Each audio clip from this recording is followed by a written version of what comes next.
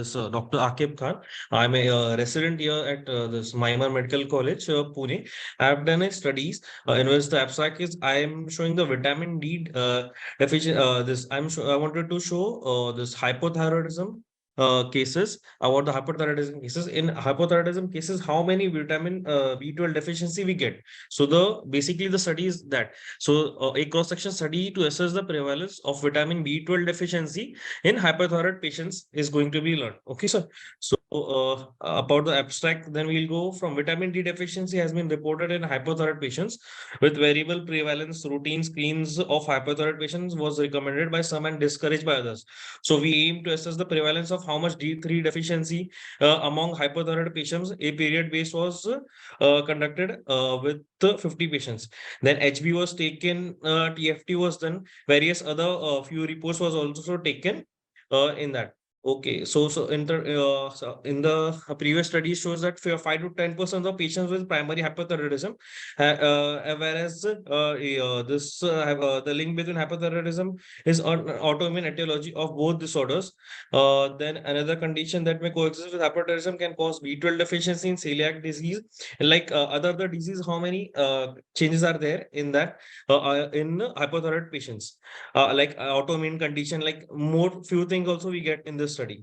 So we'll start with the B12 deficiency in the proper like what we were going to study, and can present with some symptoms such as like B12 deficiency shows depression, memory impairment, dementia, fatigue, numbness, paresthesia, like CNS symptoms. So due to non-specific of symptoms, B12 deficiency may overlook in hypothyroid patient because it usually coincides with each other. So it's difficult. It becomes difficult when the hypothyroidism becomes too much. Then it becomes difficult to assess the vitamin B12 deficiency. So the early recognition and appropriate treatment of B12 deficiency in hypothyroid patients are crucial because it is a reversible cause of peripheral neuropathy, myelopathy, cognitive deficits, anemia, and pancytopenia. So reported a prevalence of B12 deficiency among hypothyroidists similar to euthyroid a patient, while the other reported some studies reported a prevalence of B12 deficiency among hypothyroid patients. Moreover, so the research and vitamin D is limited. Like so, it somewhere in studies it was showing even in the euthyroid and even in the hypothyroid. So we segregated the patients like how much it was there in the hypothyroid patients. So the main aims and objective of the study was to assess the vitamin B12 deficiency in hypothyroid patients, and it was a prospective study. Like we started from looking at the area of the tertiary care OPD. We started. It was a prospective. Like patients were coming, like we were filtering out. Like whenever we have a diagnosis of hypothyroidism, then we used to give advice like about the B12 deficiency. Like we used to give some of the patients according to the accessibility and like affordability of the patient. Then the study period was around 2 years, which we did for around 50 patients. 50 patients was taken in that. Then we have two inclusion and exclusion, a few inclusion and exclusion criteria. First of all, age will be between 18 to the 65 years, and both the genders were included in this, and apart from that, the exclusion criteria was obviously vitamin B12 supplements won't be given, and then critical ill patients like ICU patients were not allowed. We didn't check this in ICU patient and all. Then a patient with some malabsorption, obviously vitamin B12 won't be absorbed in that specific area. Then the study was commenced after approval from institutional ethic committee also. We took the approval letter from ethic committee also. Then we started doing that on the OPD basis.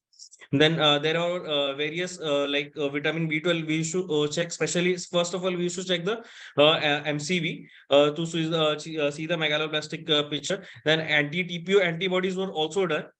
In anti-TPO, few anti-TPO, the thing is that apart from this study, we also got to know that in anti-TPO antibodies raised study, there are more chances if it is anti-TPO raised, then more chances of B12 deficiency are there compared to just plain vitamin B12 deficiency.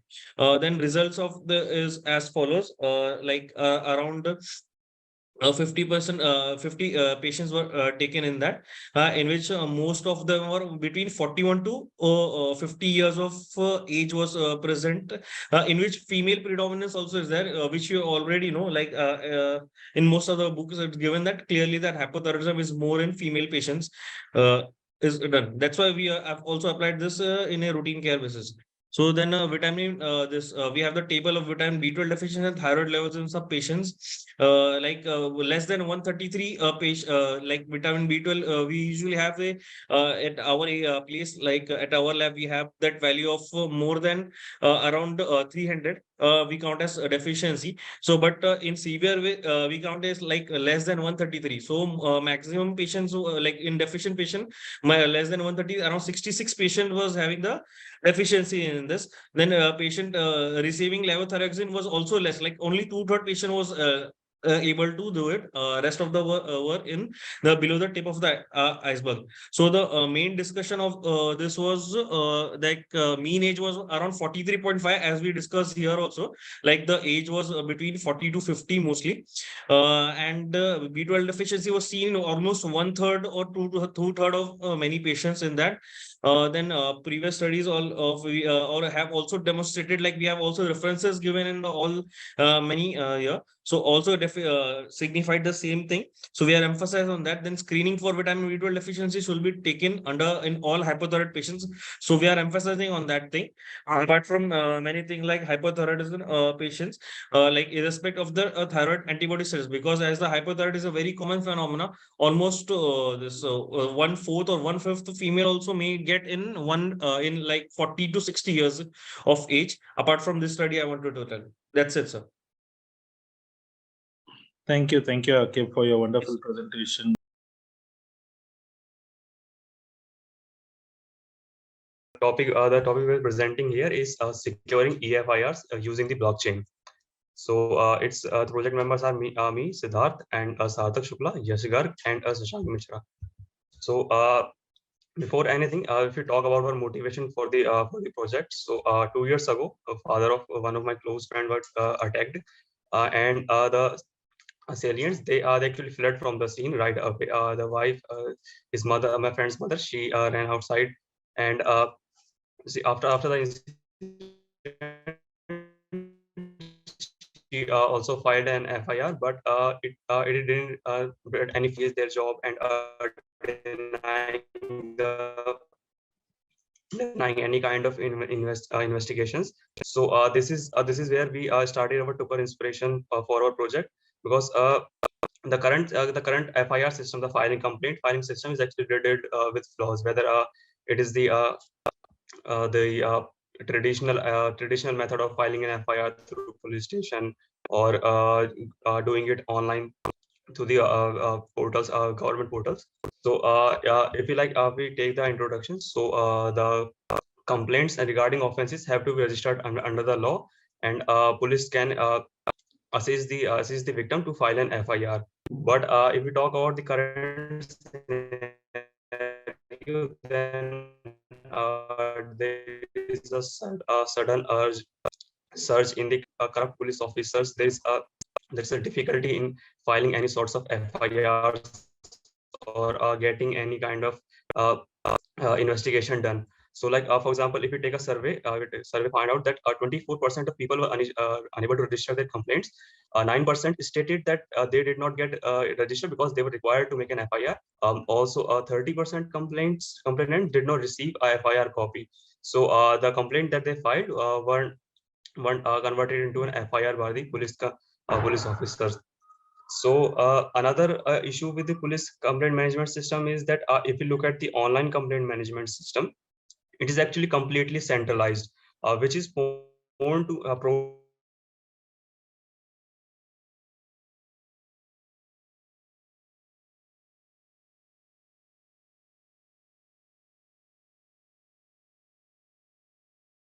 if that database also fails, then all the data application complaint or the FIR data, it will completely be lost.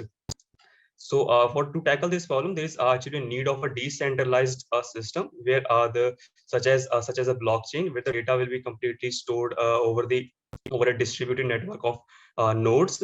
So for example, first, like if you look at the difference between a centralized and decentralized system. Centralized system, as the name suggests, the FIRs are stored in a centralized server, On the other hand, a decentralized system, the FIR information and all the information resides on a blockchain network.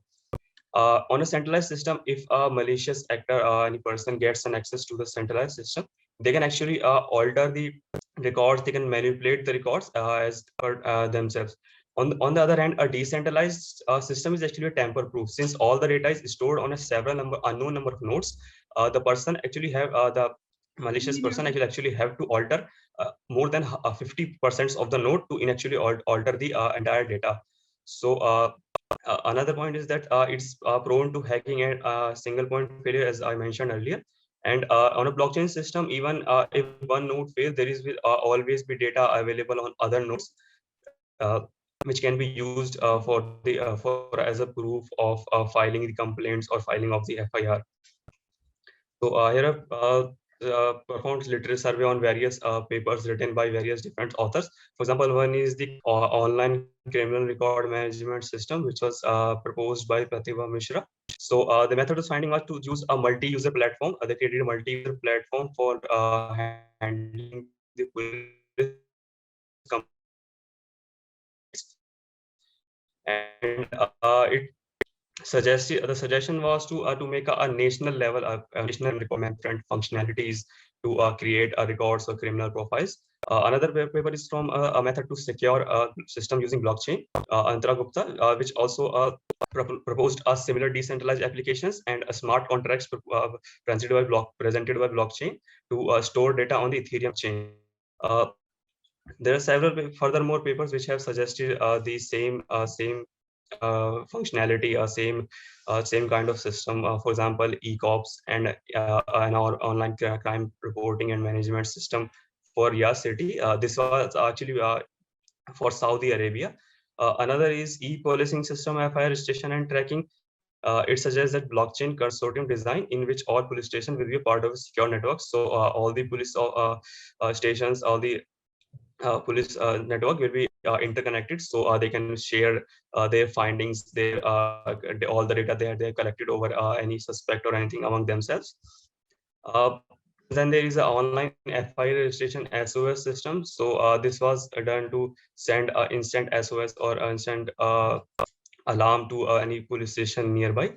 So architecture design and e-policing system to report crime, which suggests a similar work. So it takes advantage of blockchain and its secure is the security that it provides to propose a decentralized network.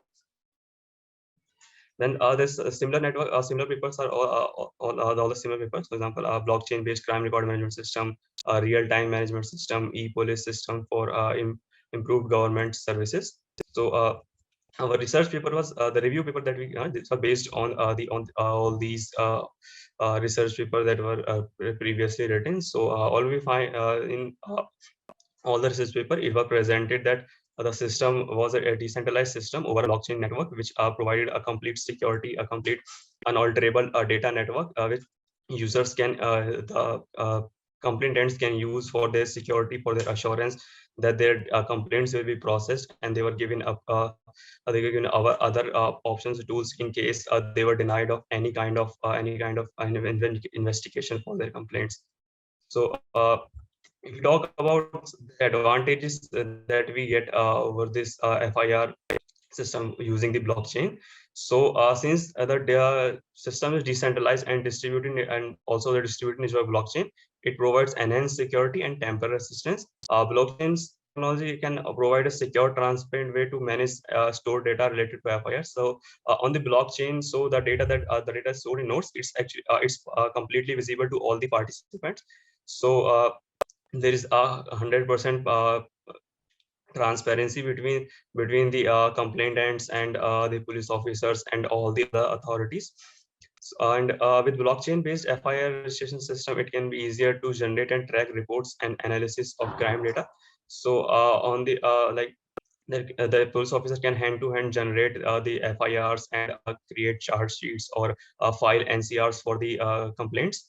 And another advantage is that a blockchain-based FIR system can also facilitate collaboration, coordination among different law enforcement agencies. Since data is highly secured, the data can be shared among multiple agencies without if it being intercepted by any other third party or third person, and data to read it or alter it in any way.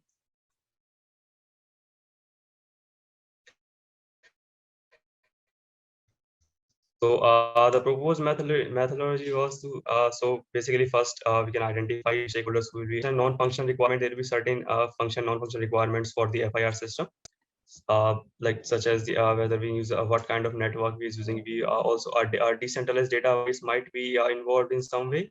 And next we will choose a platform, blockchain platform that will meet the requirement of our FIR system. And then designing of the overall system, designing the user interface, creating the background APIs, just storing the hashes over the blockchain network through testing of the and after the complete implementation, there is online monitoring and maintenance of the FIR system by police officers and other authorities. So in conclusion, so managing police complaint in an efficient and secure way is crucial because it contains sensitive data. It is the basis for filing the FIRs and conducting any kind of investigation. The proposed system through blockchain provides a complete transparency and also ensure the confidentiality, as the blockchain is completely secured, and data is removing the tedious work of filing FIRs through papers, maintaining the records on papers. The system will be completely online and can be easily managed without have to worrying about the security network. Then the system will also be highly effective. The system will be also be highly effective against the malicious police officers and the officers who will deny any kind of investigation to the user, since there will always be a proof available of the complaint on the blockchain network, and the complainant can go to any other authorities such as a higher police of authorities or to court and provide the proof of their complaints.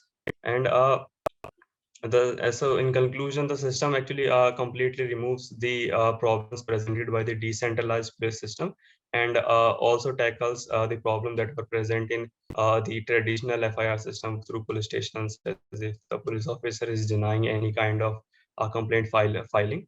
So in an overall way, the system is completely complete tamper proof, completely unalterable, and for the users and their confidentiality as well. So that was all. This is a reference presented for the other users. So this is all from us.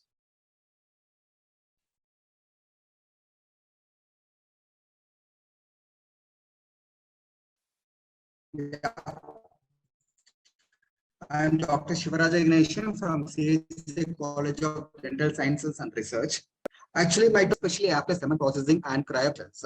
So in current scenario, so if you see the routine semen analysis will be deal in the ART lab, they are concentrated only in the motility morphology, but it provides only little information about the sperm fertility potential. So my aim of my study to illustrate the best washing method, especially to enhance the aortic success rate, especially for those patients having a low count and low motility, by evaluating the DNA integrity and ROS after semen processing and cryopreservation for the period of 3 months.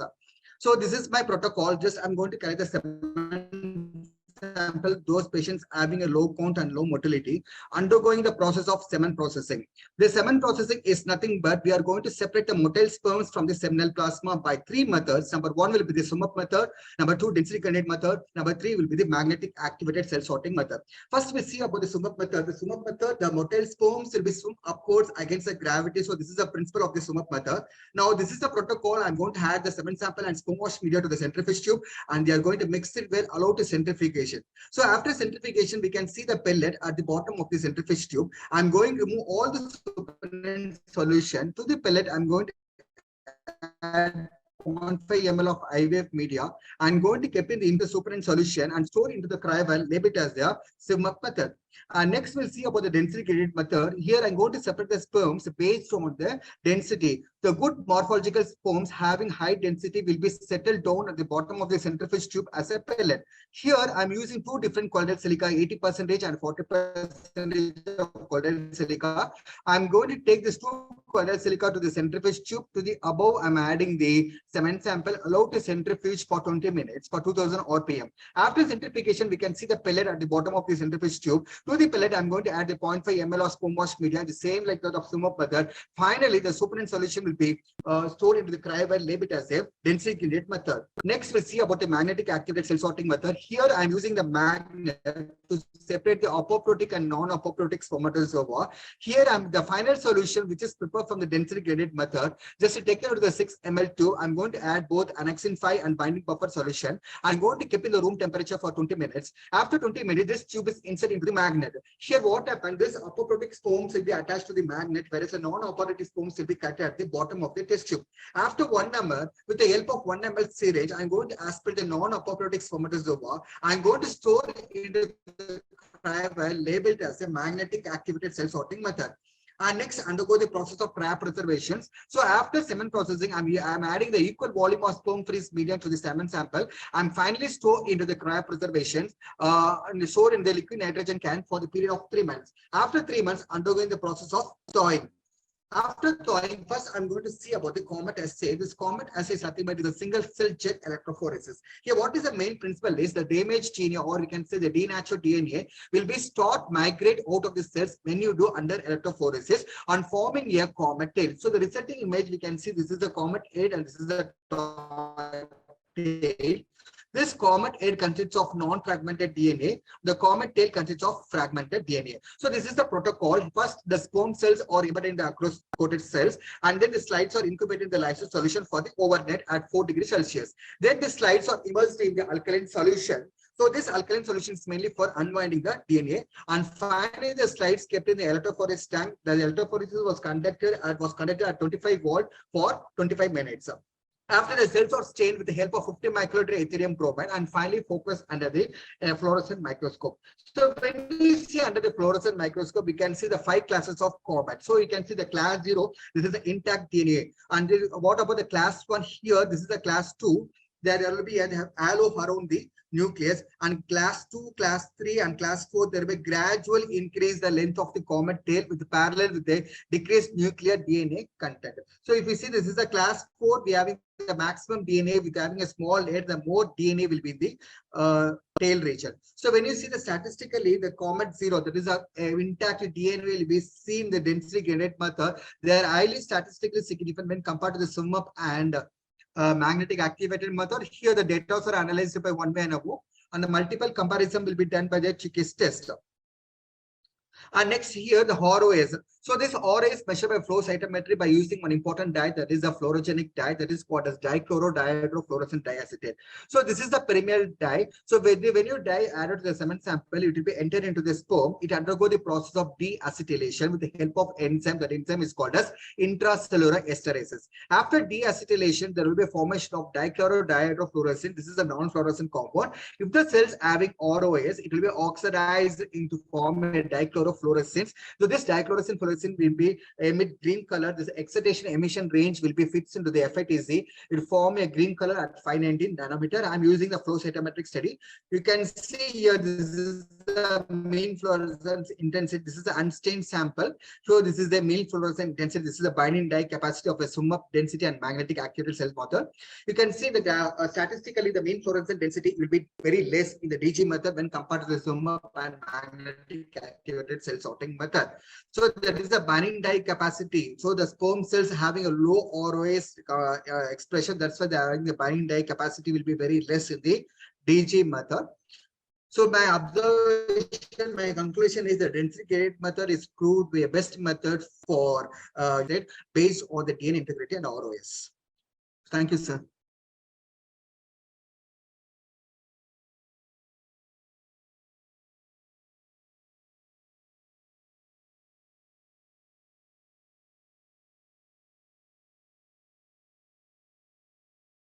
Sir, thank you, sir.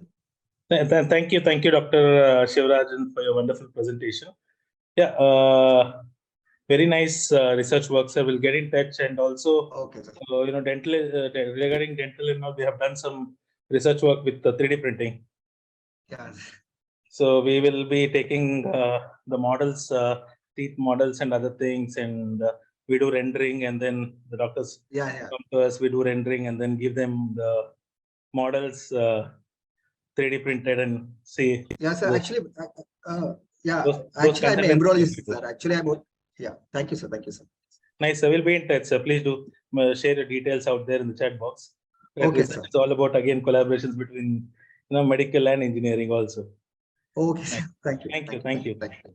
We'll go ahead with the next presentation. Thank you, Dr. Shivarajan. I'll Okay, call upon the next presenter.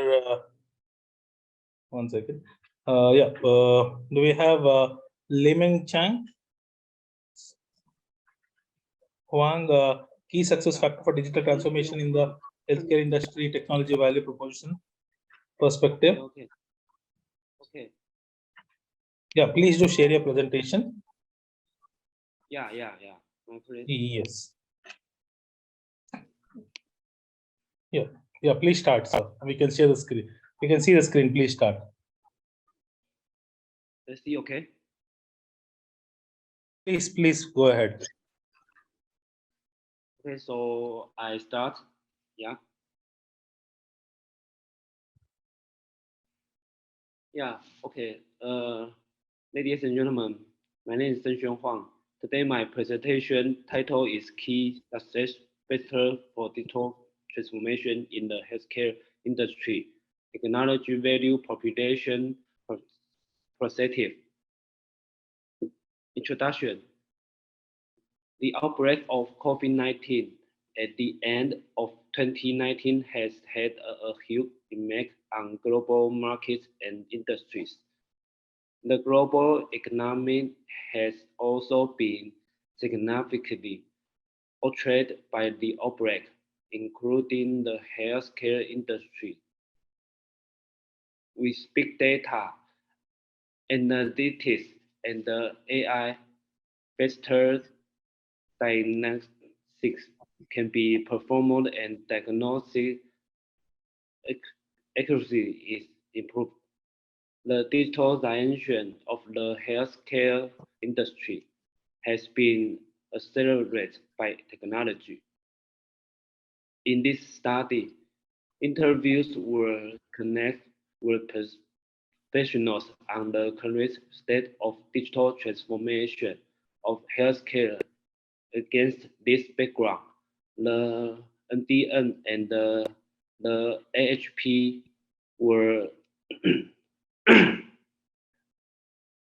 adapted to content factor analysis with the MO to construct quality indicators for the digital transformation of healthcare service.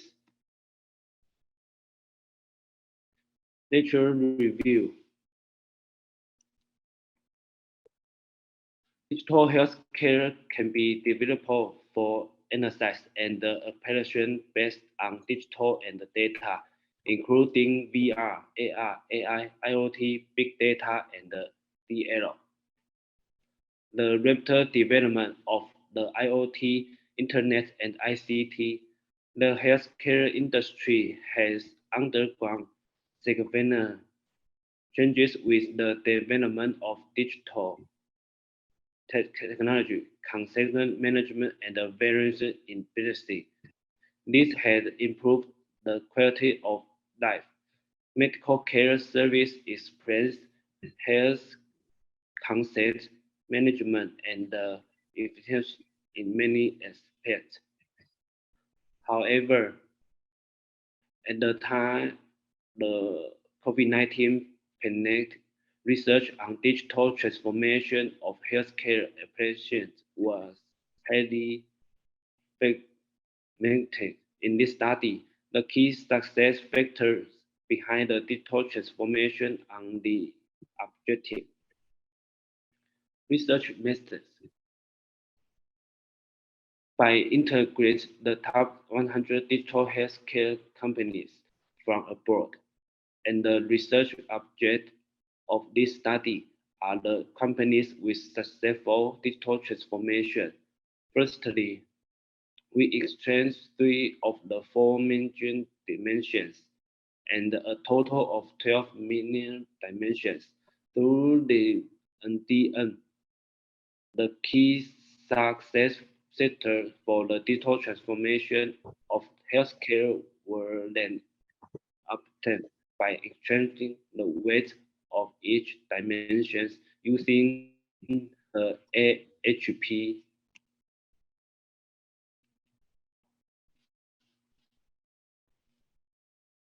Research results.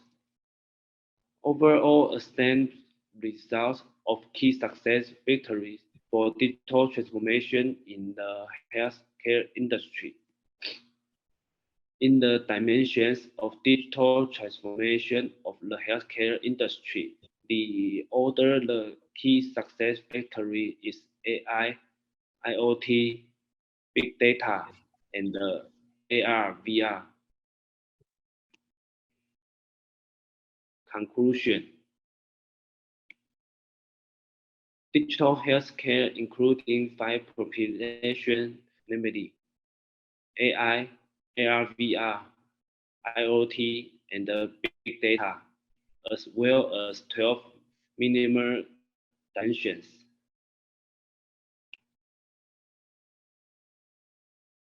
For the healthcare industry, the introduction of digital healthcare is only the beginning. However, it is not only the development of technology that contribute to business, but more importantly, the innovation of service through technology. Thank you. Thank you, Hassan, for your wonderful presentation and good work. Please do share your details out there in the chat box so we can get in touch with you. Thank you. Thank you, sir. Yes, wonderful presentation. We'll go ahead with the next presenter for the day then. Thank you. Thank you. Yeah. The next presenter I would like to call upon is Pachat Sisua. Yeah, please go ahead. We can see the screen.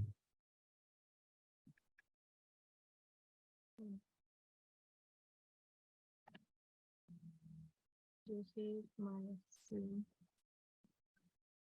Okay.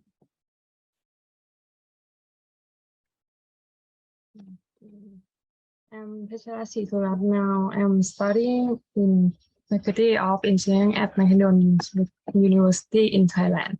Today, I'm proud to present integrated online advertising platform to cross-targeting automation. The agenda has 3 main topics. First, the introduction inform about the background, problem, and expected result.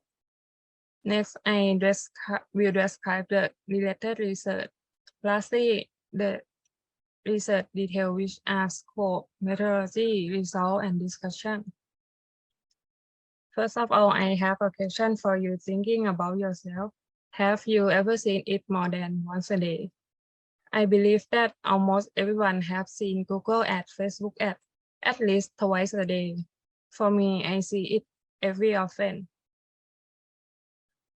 It's related to the Mozilla stat. The average person sees 4,000 ads a day. This stat from November 2020. The introduction. I will introduce about background and problem statement. Accordingly, the question that I was asked early in figure 1 is a customer touchpoint and customer journey that demonstrate customer through many ad platforms. It is a complicated customer journey, while at the same time, advertisers optimize separate ad platform so business can see the volume of lead, then worst time to break down lead detail. the problem has an impact on business because we don't know how much lead redundant exists across ad platform, and we waste more money when we are aware of the problem, which cannot be resolved. At this point, I initiate a new scenario for integrated online ad platform to solve their problems. I compare traditional flow in above and initiate flow in below. As a result, I combine ad platform to correct customer touchpoint and registration data with select who accept consent marketing analytics for export lead to data warehouse that show unique lead and generated CPL for unique lead metric in BI, which can easily optimize cross-targeting for each ad platform. The expected result can lower the redundant rate and correlate the actual CPL for unique lead. As I mentioned earlier, I have three objectives that are drive ROAS. Second, improve lead qualification and maximum unique lead or expand the right targeting. I study relate research and pick up the 5 highlight literature review. First is triggering management. Use modeling to correct customer touchpoint. So I use Google Analytics, which include machine learning that collect customer touchpoint on the website.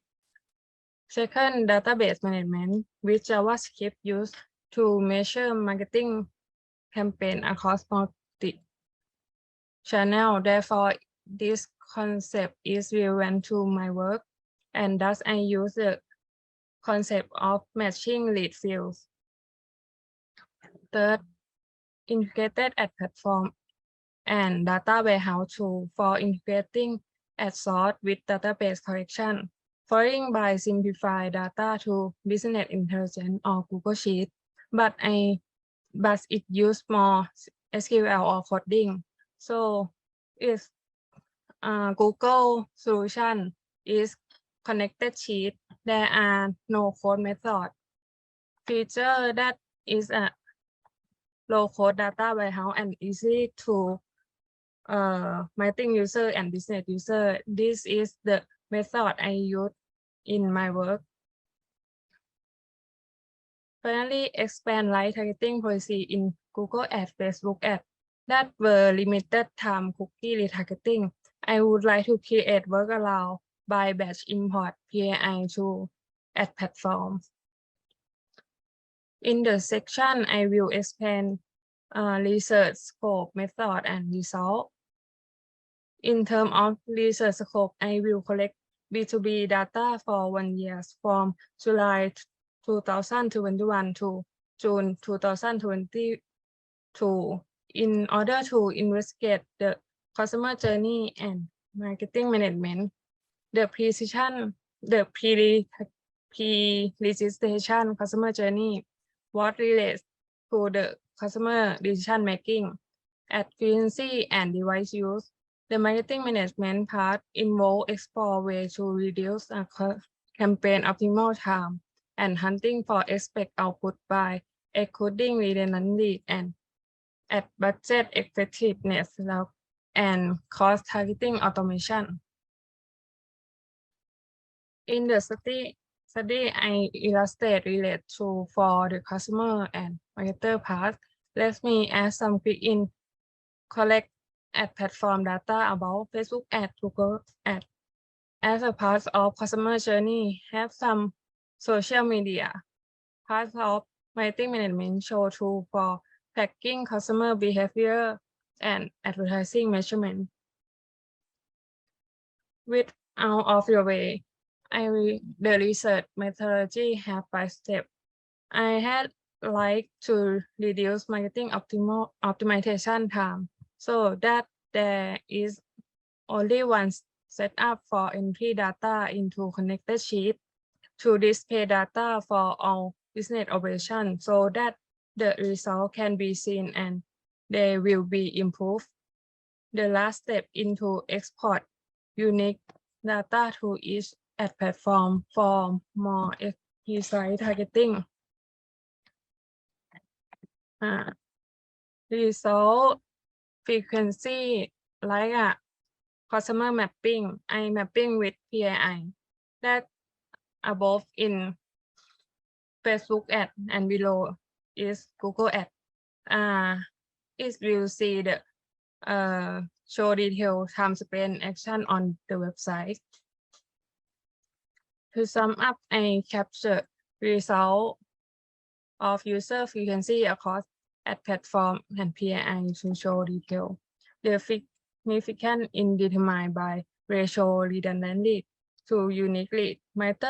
First marketer have 1,132 leads.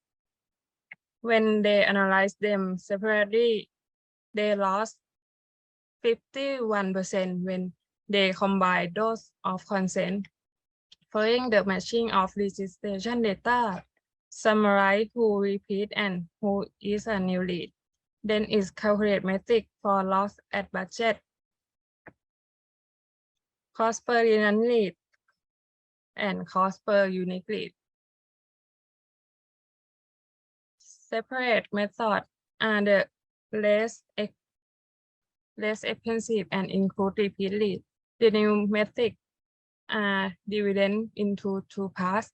To begin with, the unique lead, which has cost per unique metric, show the average cost per potential lead. Another part is the redundant lead, which divide hidden duplicate lead in the cost. It display how much money your company lost and result of the ad budget. If marketing see the result and solve it faster, would be good benefit for the business. Have I said that my research is a short-term and limited scope? Therefore, I send it to marketing experts who are ad specialist or marketing executive to get their suggestion about.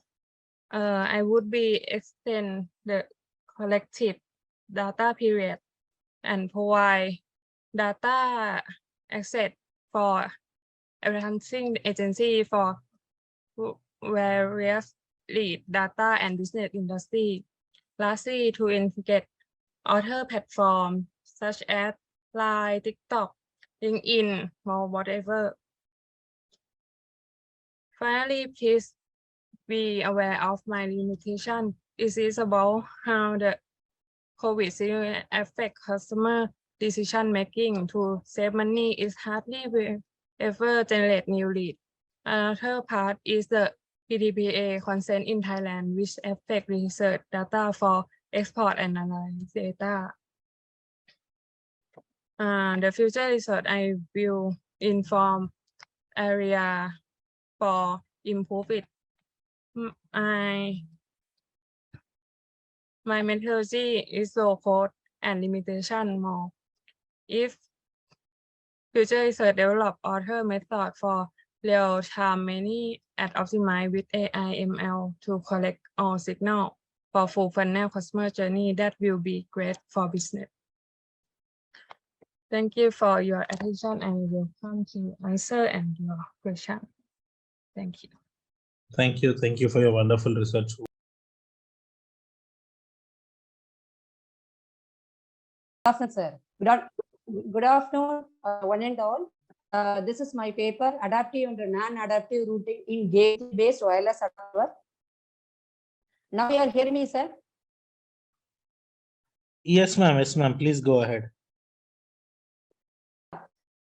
This first we will see the introduction, adapt network, game theory, then problem definition, motivation, objective, methodology, and finally conclusion. First, we will see the wireless sensor network. The wireless sensor network is nothing but an infrastructure-less network, and also it can communicate the information through wireless link. And also, WSN is consists of a base station and number of nodes. These networks, this wireless sensor network is used to monitor physical and environmental conditions like sound, pressure, temperatures, and pass data through the network collections. The next we will see the ad hoc network. Ad hoc network is nothing but a temporary local area network. Multiple devices can use the ad hoc network at the same time, and also users can employ the ad hoc network to access the network. The only important thing is the connection between two devices will end when the hosting ends sessions, no matter how many devices are connected to the network at the same time. Then now we will see about the game theory, because I am using here in my paper, I am using game theory and routing protocol. So now I explain about the introduction of the game theory. Game theory is nothing but it's a study of mathematical model of strategic interaction among rational decision makers. Game theory have many applications. It's used as a social science as well as logic, system science, and now computer science also. Then this in the game theory, the important concept is there zero-sum games. In zero-sum games means in which each participant gains or losses exactly based on the opponent participants. And also the game theory concepts can apply wherever the server agents are independent. The independent agents are maybe individuals or groups or any combination of this. And also the game theory provide the language for formulate the algorithm or structures or analysis and understand the strategic scenario. And also the types of game theories are cooperative, non-cooperative game theory, normal game theory, simultaneous moves and sequential moves, constant sum, zero sum and non-zero sum, symmetric and asymmetric games. These are all the type of the game theory. Now we move on to features of game theory. Game theory consists of finite number of competitors and also finite possible course of action in each and every players. Each player has a knowledge of alternatives and also the choice also. So the outcome of the play is known as a gain. The possible gain or loss of each player depends on the choice of his opponent. This is the feature of the game theory. First, we will see the saddle point, how to calculate the saddle point. In my paper, I can use this saddle point for this algorithm.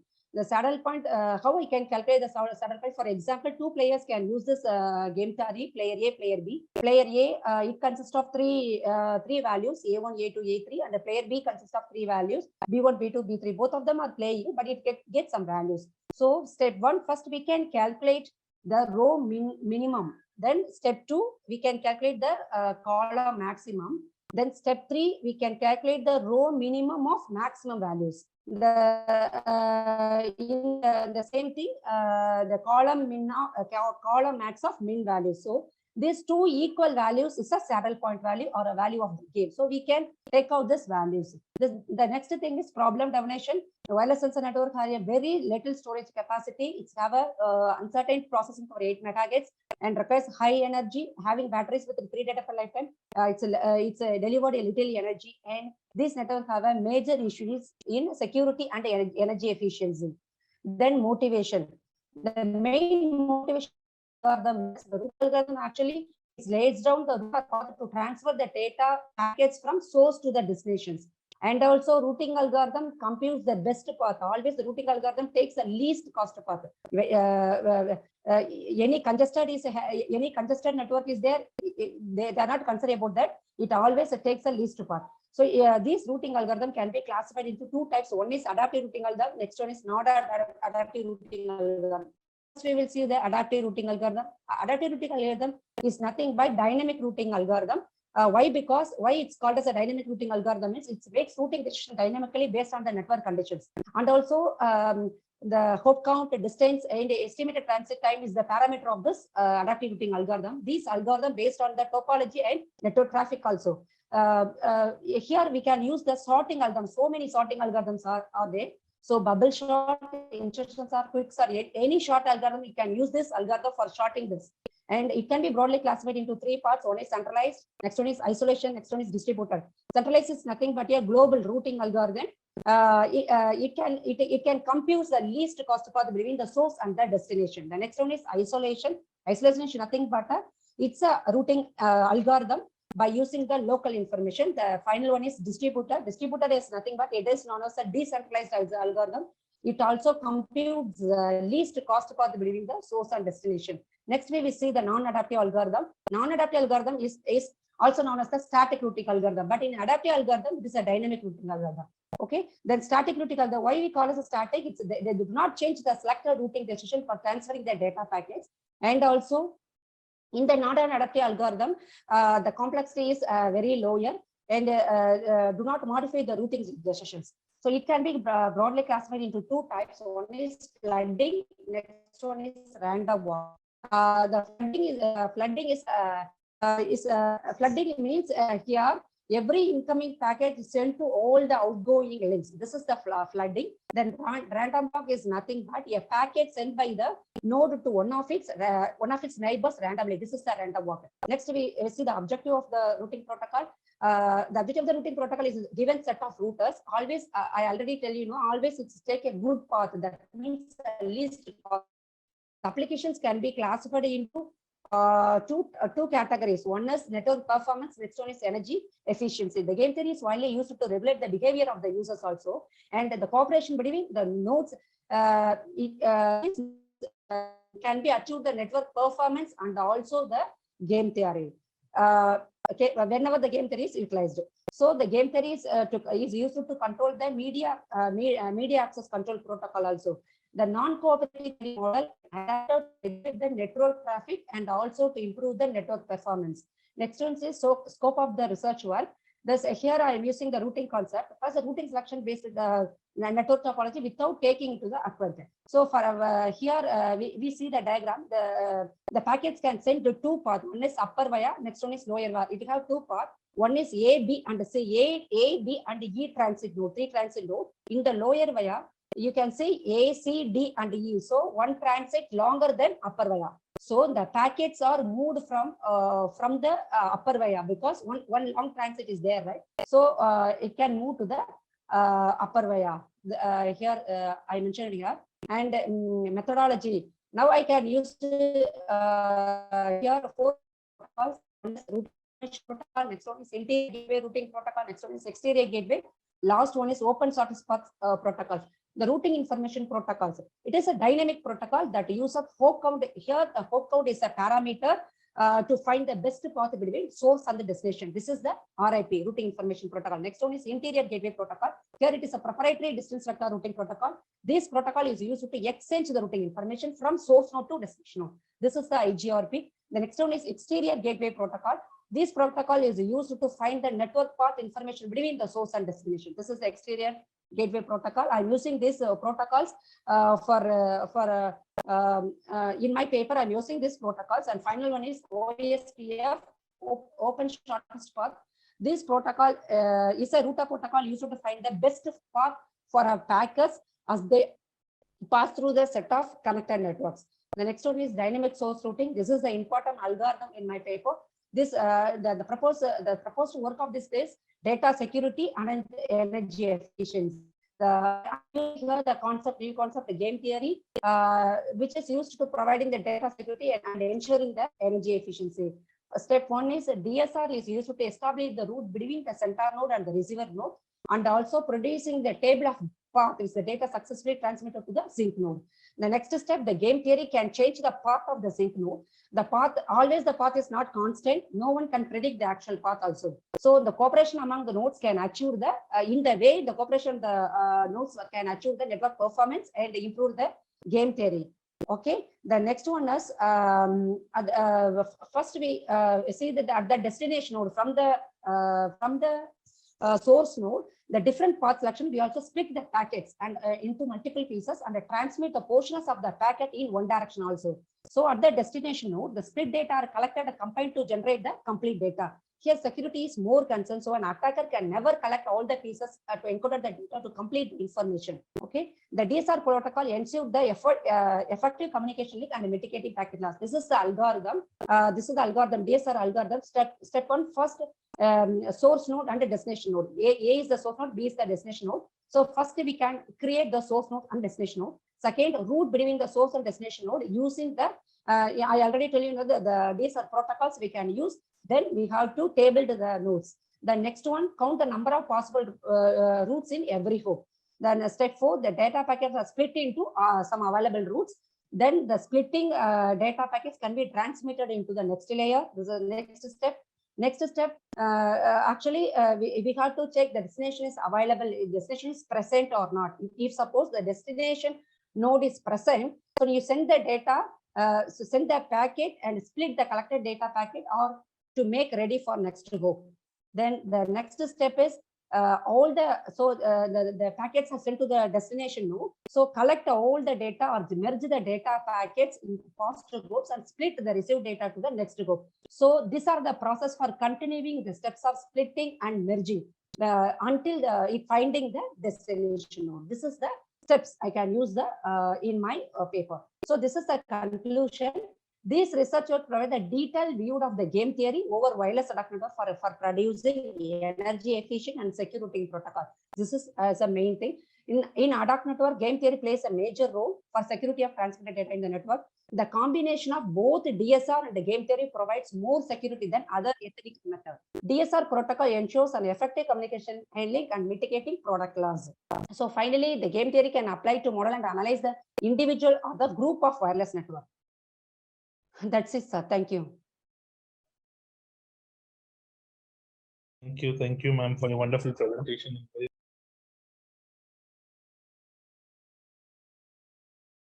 Yeah, please share your presentation, ma'am. Yes.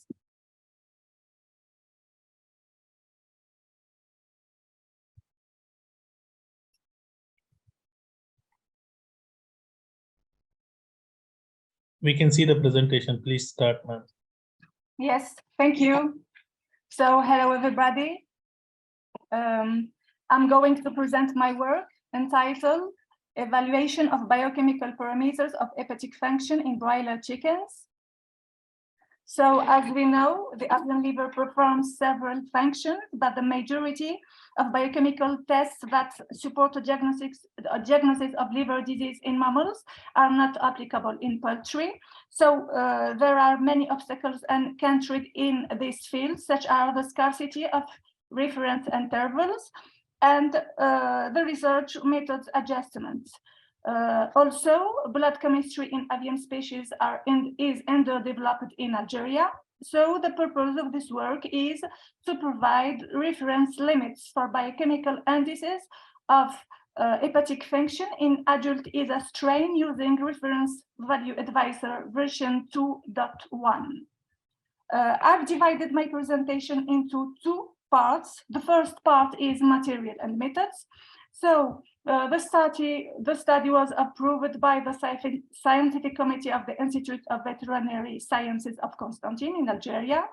The study involved 60 adult broiler chickens of ISA strain.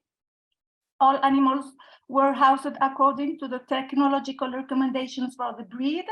The diet provided from day 1 to 11 is a starter diet, and the diet provided from 12 days until the end of fattening period was a grower diet. To reduce inter-individual variability. So all animals, or each set of animals used in the experiment have neighboring weights, and no abnormal mortalities were reported in this study. For blood samples, so we had 3 groups of 20 pairs that were examined, and plasma was separated by centrifugation at 30,000 rows per minute for 10 minutes. Biochemical analysis were performed on architects from Abbott Laboratories and Daytona analyzers from Randox Laboratories. For the statistical analysis, so the theory of reference values were used, and this theory was accorded to the approved guidelines of the American Society of Veterinary and Clinical Pathology. When p-value of Anderson-Darling was less than 0.05, normality was challenged. Outliers were tested and removed using Dixon-Reeds and Tukey's test, and reference intervals were calculated using the non-parametric method. 90% confidence intervals were measured by the bootstrapping method. So for the results, biochemical reference intervals of hepatic function for ESA strain are reported in table 1, and in figure 1 is reported the curve for electrophoresis. This curve revealed the following protein fractions in plasma broiler chicken, so albumin, alpha-1, alpha-2, pre-beta, beta-1, beta-2, and gamma globulin. So it was a 7-peak curve. Reference values for protein fraction on broiler plasma are not presented in this paper, and this is due to the small number of samples analyzed. So this is the table 1, and in the table 1, so biochemical reference intervals for hepatic function of broiler chickens are reported. So these are the analytes that were investigated. So aspartate aminotransferase, total protein, cholesterol, bile acids, glucose, and uric acid. 63 broiler chickens were investigated for each analyte, and median, minimum and maximum, lower limit of reference intervals, upper limit of reference interval, 90% confidence intervals for lower limit and for upper limit, and method used are reported in this table. So we can note that non-parametric methods are used for proposing reference interval, and bootstrapping method was used for calculating confidence intervals. So this figure represents the electrophoresis profile on chicken plasma. So we can note that it is a 7-peak curve. So we can note 7 peaks: albumin, alpha-1 globulins, alpha-2 globulins, pre-beta globulins, beta-1 globulins, beta-2 globulins, and gamma globulins. So for the discussion, the first thing we can say is that alanine transferase and phosphatase and alkaline phosphatase had limited application in avian medicine. This is contrary to mammals. So aspartate aminotransferase is present in liver and muscles, and this enzyme is highly sensitive in detecting hepatocellular damage. Elevated in this enzyme activity is described in liver or muscle damage, and creatine kinase levels is used to exclude muscle damage. Activity of aspartate aminotransferase when greater than 230 units is abnormal, and there is an age-dependent increase in aspartate transferase levels, and this was reported in this paper. For bile acids, so bile acids correlate very well with liver disease in chickens, and values greater than 75 micromole per liter indicate hepatic insufficiency, and values greater than 100 micromole per liter indicate impaired liver function. For cholesterol, so increased cholesterol levels is reported in bile duct obstruction, liver disease, starvation, and high-fat diets, and decreased levels of cholesterol is described in loss of the liver synthesis function. For glucose, so decreased level of glucose is described in hepatic dysfunction, impaired glucose production, or excessive utilization of glucose, and increased level of glucose is reported in stress, decreased glucose usage in diabetes mellitus. For uric acid, so mainly hypouricemia is reported when liver disease is observed. For plasma proteins, so alpha and beta globulins are positive proteins of the acute phase of inflammation. Transferrin, which is a negative protein inflammation in mammals, is a positive protein of inflammation in birds. Elevation of gamma globulins is an evidence of hepatic inducing immune response, and hypoproteinemia is also reported in liver disease, and this is due to the loss of the liver synthetic function. As a conclusion, so reference values are needed for all tests performed in clinical laboratory. Biochemistry tests in liver disease may reveal hypocholesterolemia or hypercholesterolemia, hypouricemia, hypoglycemia or hyperglycemia, hypoproteinemia or hyperproteinemia, and elevation in plasma enzyme activity. plasma bile acid concentration are a specific and very sensitive indicator of liver function and represent best test for liver function in birds. Thank you for your attention.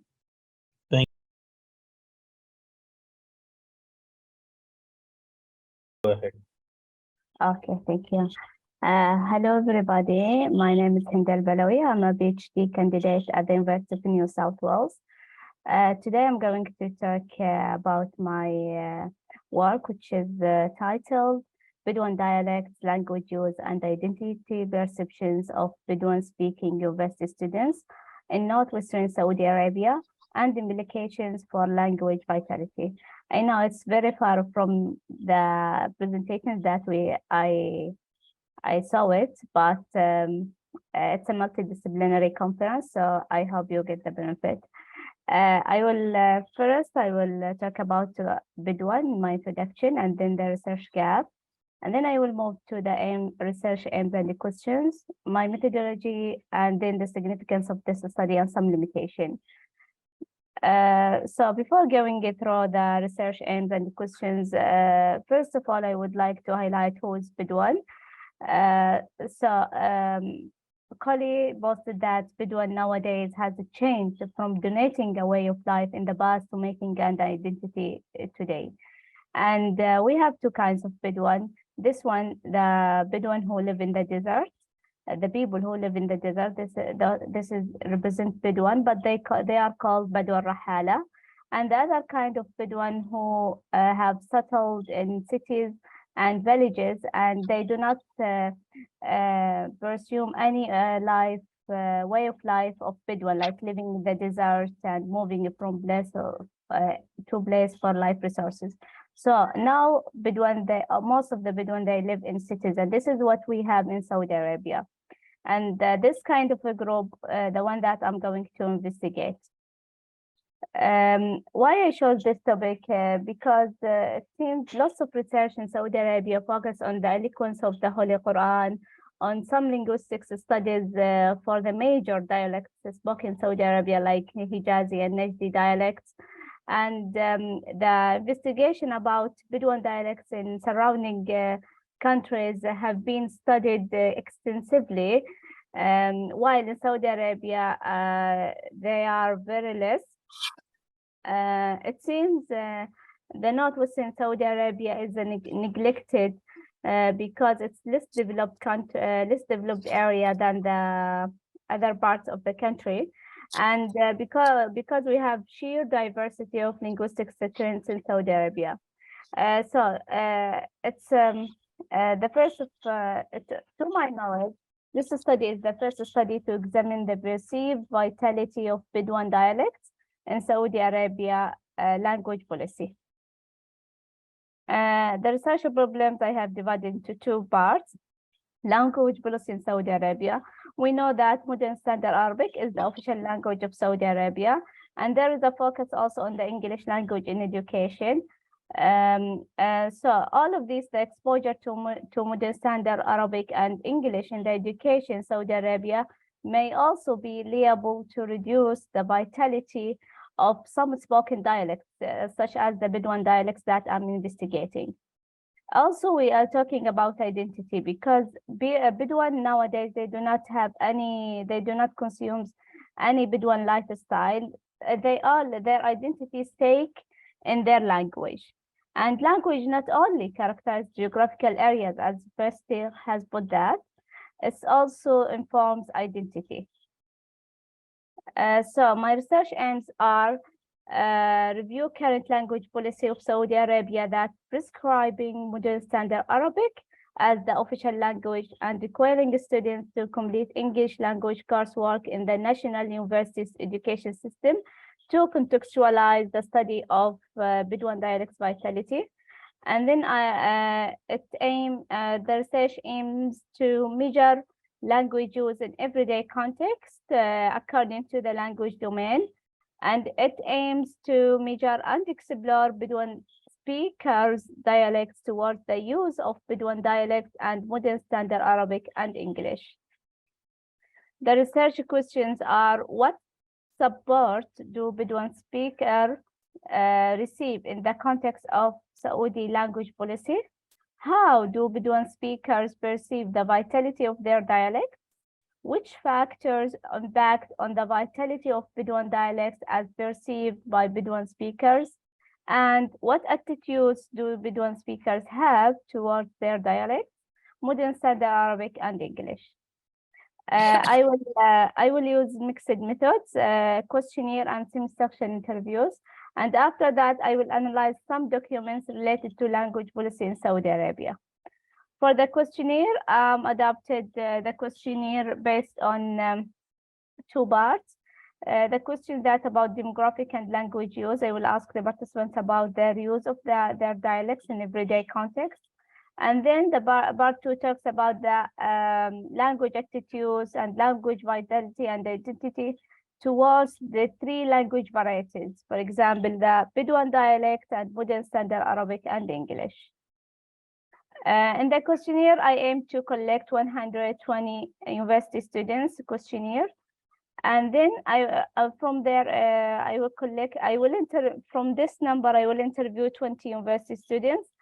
The one who have the highest vitality measures based on their answers on the questionnaire, and the one who have the lowest vitality measures also based on their answers in the questionnaire. Every interview should last from 20 to 30 minutes.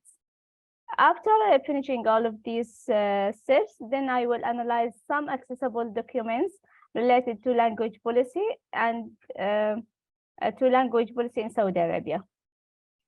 I aim to analyze the documents in Saudi Arabia related to language policy to contextualize the perceived vitality of Bedouin dialects in the context of Saudi language policies.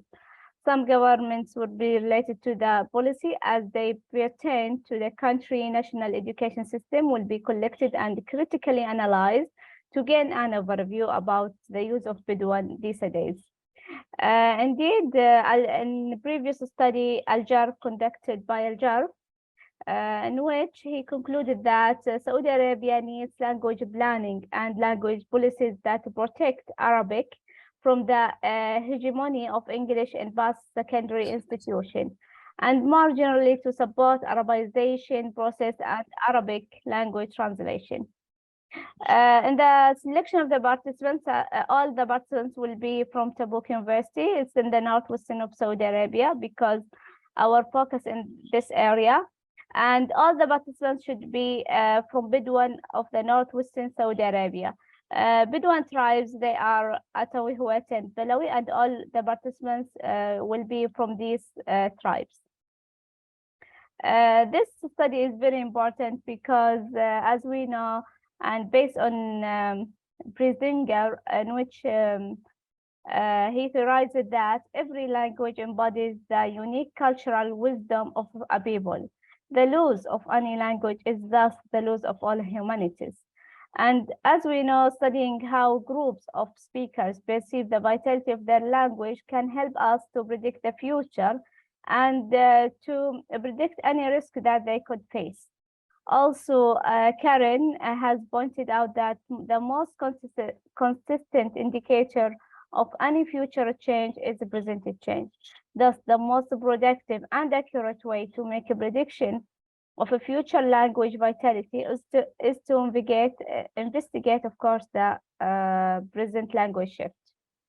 Lastly, Agmor and Dila has added that perceptions of one generation will influence the language behavior of succeeding generation, which might lead either to maintenance or to shift.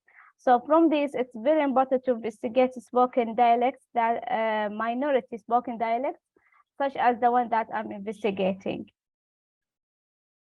This study will be beneficial to raise the awareness of language shift and related factors towards it, and to explore the current status of Bedouin dialects in Saudi Arabia, and also to inform policymakers in order to assess the need, if any, to implement policies in Saudi Arabia to enhance the use of Bedouin dialects amid the competing use of Modern Standard Arabic and English in the country. However, this study will have some limitations. in which we cannot generalize the results of this study to all Bedouin regions of the country because it's just specific on a special group. And also we couldn't find accurate recent statistics about the number of Bedouin speakers in Saudi Arabia. Although Saudi Arabia in particular, the population of Bedouin, it was in 1982, between 750,000 and 1.5 million, according to Stewart. This is the end of my presentation. I hope you enjoy it. If you have any question. Yes, thank you. Thank you. Very nice presentation, and so we'll take questions offline through chat box. If people will get in touch with you. Thanks for your wonderful research work. Thank you. Thank you, ma'am. Everyone, good afternoon. I am Dr. Ehsan from Chiang Jiao University in China. So my topic which I am going to present here is the digital divide of 21st century skills to promote the sustainable development and digital economy, evidence from small cities of China. The content of my research is research background, motivation of the study, purpose of the study, research methodology, results and discussions, and the conclusion and the policy implication. Now we have to start. The first one is background of the research. The digital divide is proposed concept. The certain individual and the group have accessed the information and communication technology with youth or not youth. The term digital divide is inequalities between the different group of people that who have using not using the technology. It is essential to have an understanding of the digital gap as well as the inequalities of the existing population. The information accessibility and the information utilization are the most common factors affecting the digital divide. However, other socioeconomic factors such as gender, age, education also play a critical role for the digital economy. The people in the small areas in a particular area are affected as a broadband facilities and fast internet are not available in the areas. Due to this problem, they have the digital economy have not developed to the small areas. The motivation of the study, the second one is the point of is motivation. The people in the small areas, they particularly are affected or the broadband facility and the fast internet connectivity available in these areas. In effect, the ability of the communities and individuals to identify the need of information, internet skills, and training regarding to ICT sustainable development. The main purpose of this research is to determine the which socioeconomic factor impacts the digital economy on the small cities. The small cities are generally small scale, scattered distribution, poor economic condition, and unuse of technological distribution. The 21st ICT information and the 21st century skills are the main intention of the study. The purpose of the study, the main purpose of the study to advancement is 21st century skills and the use of ICT and computer skills are important for the sustainable development. The unequal access of innovation technology, digital skills, and the ICT training is the main purpose of this study. By using the modern data analysis method in this research study, we explored that which socioeconomic factor impact the digital technology in the China small cities. The result of this study identified that these 21st century skills are needed for the population of the small cities of China and which training have significant impact on the sustainable development.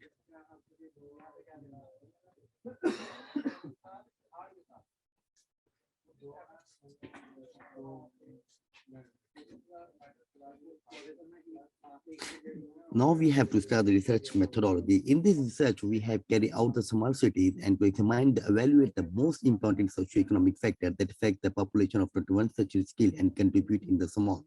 A decision tree analysis to also utilize, we have to use a decision machine learning technique that is a new technology in the economic field, and decision tree analysis to utilize of a wide range of data mining application, including the marketing, economics, and finance, as well as operation research. The decision tree are the only model that can directly allow the user to set confident interval on the predicted value. In this research, we selected for the dependent variable of 21st century skill in the small city population of China. We divided into two main groups, primary level and the secondary level. The table below lists the socioeconomic and characteristics.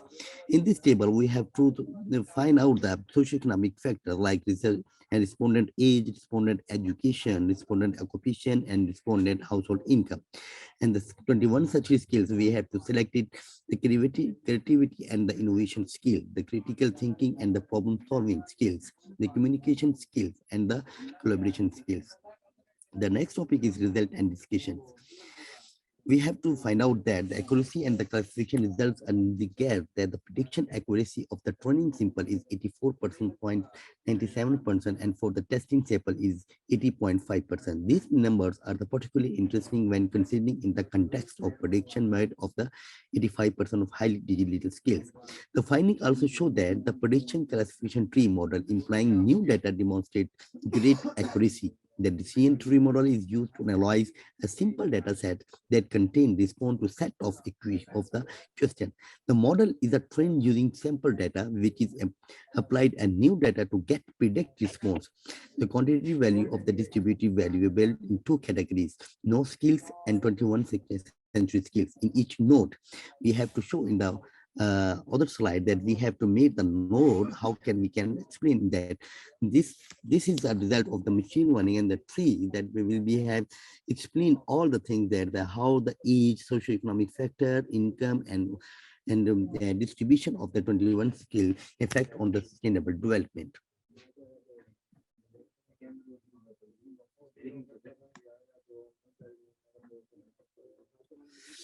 The respondent education in the result find that the independent variable is used to prediction the first level of the tree. The education level are also divided into two groups. The first group is related to primary education with low critical skills, and as the second education group having the secondary education with high level of education.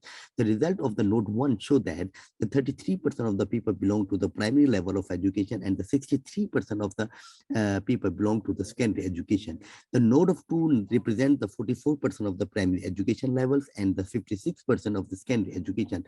The finding of the study indicated that the education has a positive impact to adopt the digital skills.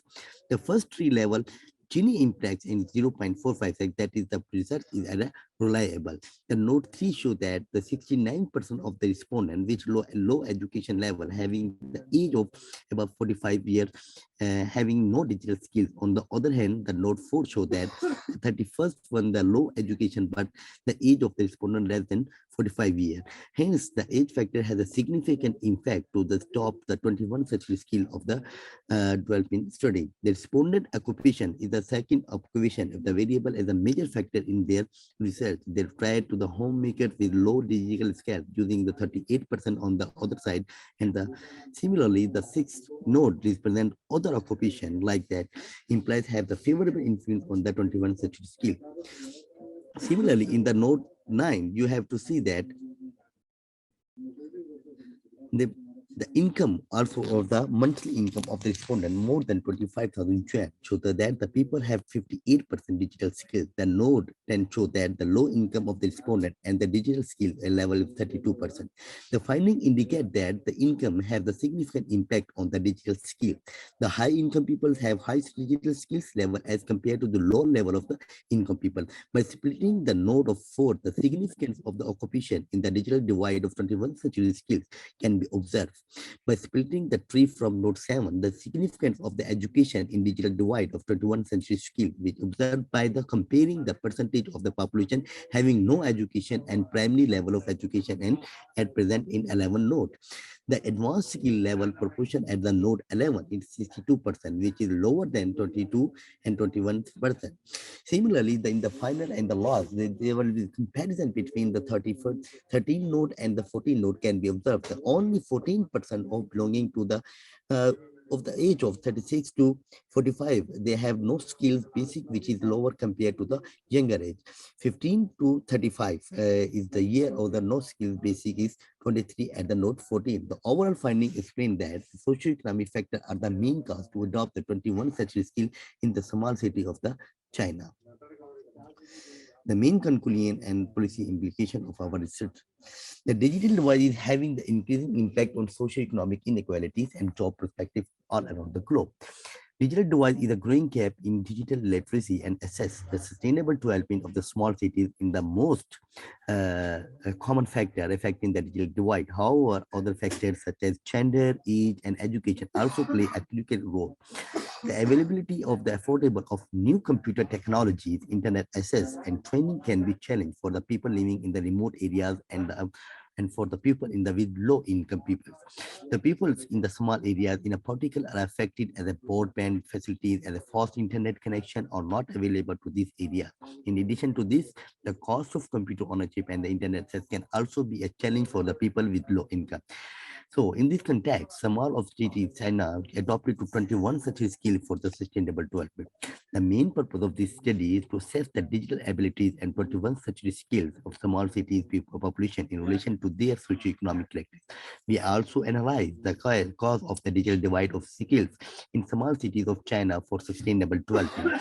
The results indicated that the education has a positive impact to adopt the digital skill. The respondent age is also very important. This study is also beneficial for the policymaker for the sustainable development in the small cities of China and like other developing and developed countries. Thank you so much. Thank you for your wonderful presentation, Jamil sir.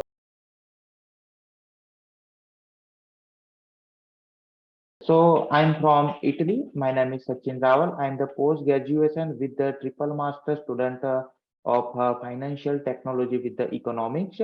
So my topic is financial technology and the transformation of banking services. So introduction is similar to how the world went through the industrial revolution in the 18th century. We are currently going through a data-driven digital revolution. Artificial intelligence and machine learning are bringing about new technologies that change how people live. Every business, include banking, financial services, including the financial activity, each and every type is being impacted by the technology. New financial solutions with less expensive alternatives, quicker turnaround times, and praise consumer value proposition have emerged in recent years due to the technology appeals the world is experiencing. Because of these fintech businesses that allow employ AI and machine learning to enhance financial services are more common than ever. Fintech or financial technology promise to transform the industry by providing, among other advantages, lower fees, increased flexibility, speed, transformation, data transparency, closer climate proximity, and easy to transfer in within a second. The vast development of fintech has played an influential role in transforming the services offered by the traditional banking. Most academics have recently concentrated on research and analysis of specific effects on financial technology because after the COVID, we all are need the financial technology very smart and very advanced. Just as the effect of financial technology, the effects of revolutions, and the effects of financial technology on commercial bankruptcies.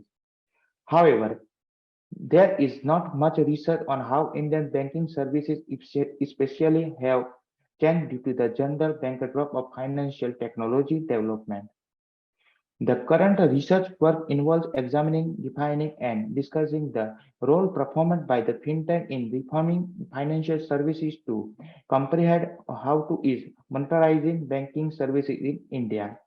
After the demonetization of India, the financial services fintech company most significantly growth in India. Review of literacy is crucial to define the world fintech startup, which refers to the delivery of financial services utilizing contemporary financial technologies. The term is derived from the basis of financial and technology. Combining financial and technology, fintech has emerged as a new paradigm for financial innovation. Fintech is the term of a group of enabling technologies, including data analytics, mobile networks, artificial intelligence, cloud computing, big data, blockchain that come together to produce a variety of financial activities. These technologies offer distinctive financial services and are independent projects as well. Fintech is described a modern technology, financial industry endeavors that provide financial services to the general public in the convenient and straightforward manners. The methodology, the concentrates of the gathering secondary data for identify fintech enterprise and their functions in the transformation of financial services in India. Secondary data sources are described as a previously published book that include the crucial information on the subject can be used by academic for the data collection. The data construction structure criteria for this study include potential journal articles, research paper, editorials, website, official documents, also the website review of the fintech businesses in India that were published after the year 2018, ensuring that only the most recent and up-to-date information on the particular topic was acquired. Data analysis is the most important part of the research that helps develop a valid conclusion and meet objective aims of the study. The current study is based on the qualitative type and exploratory research design. Therefore, the researcher has chosen the thematic analysis method to analyze the data collected through the primary method. The researcher has developed the themes based on the question and evaluated the collection data. Also, I am the field of the research of a new modern financial technology in the Europe as compared to the India. The conclusion and analysis of my research is India has one of the greatest population after the China, and now we are the great in the population in the world. But only half of its citizens have benefited from the fintech due to the unfavorable economic environment created by this. Entrepreneurs are frequently interested in establishing the fintech businesses in India. After the demonetization in India, many fintech and financial activities are growing very fast. Fintech is also changing people's life in India, opening the path for developing a better digital economy, evaluating India to one of the world financial center. The government had recently encouraged the use of cashless fintech-based transactions by gathering rebates to businesses to grow up that accept electronic payments. The study of conclusion showed that India still have a market gap for providing fintech services to undeserved population. Additionally, the government encouraged of fintech-enabled transaction and its inclusion of regional retailers in the transactional process. Asset fintechs continued development in modernizing banking services. Additionally, one of the key drives of the development and expansion of the firm providing traditional banking services enabled by financial technology in India is a state growing interest in providing the required facility and the flexibility regulatory environment. These are my presentation and these are the references of my presentation. Thank you for listening me. Thank you, Sachin Rawal, for your nice research work.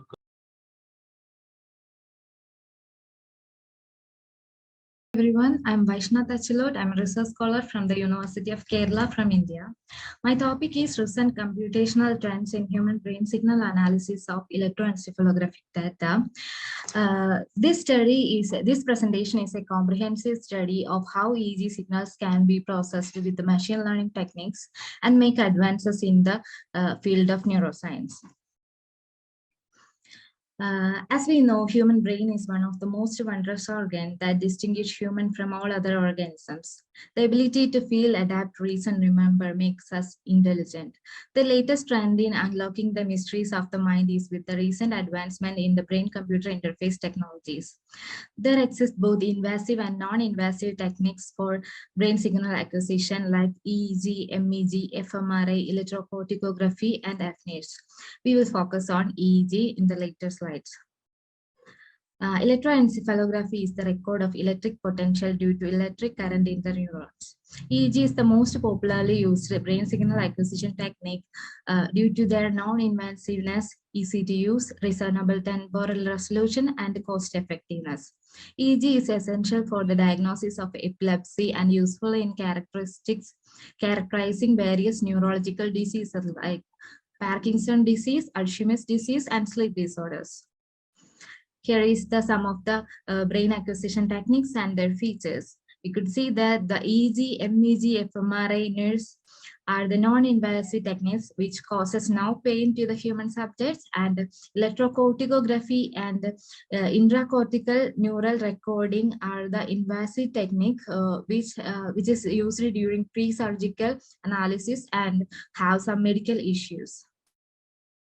Here is the EEG machines. On the right side, you could see the 32-channel EEG recording of a woman, and you could see the physician and analyzing the EEG signal along with her facial videos also.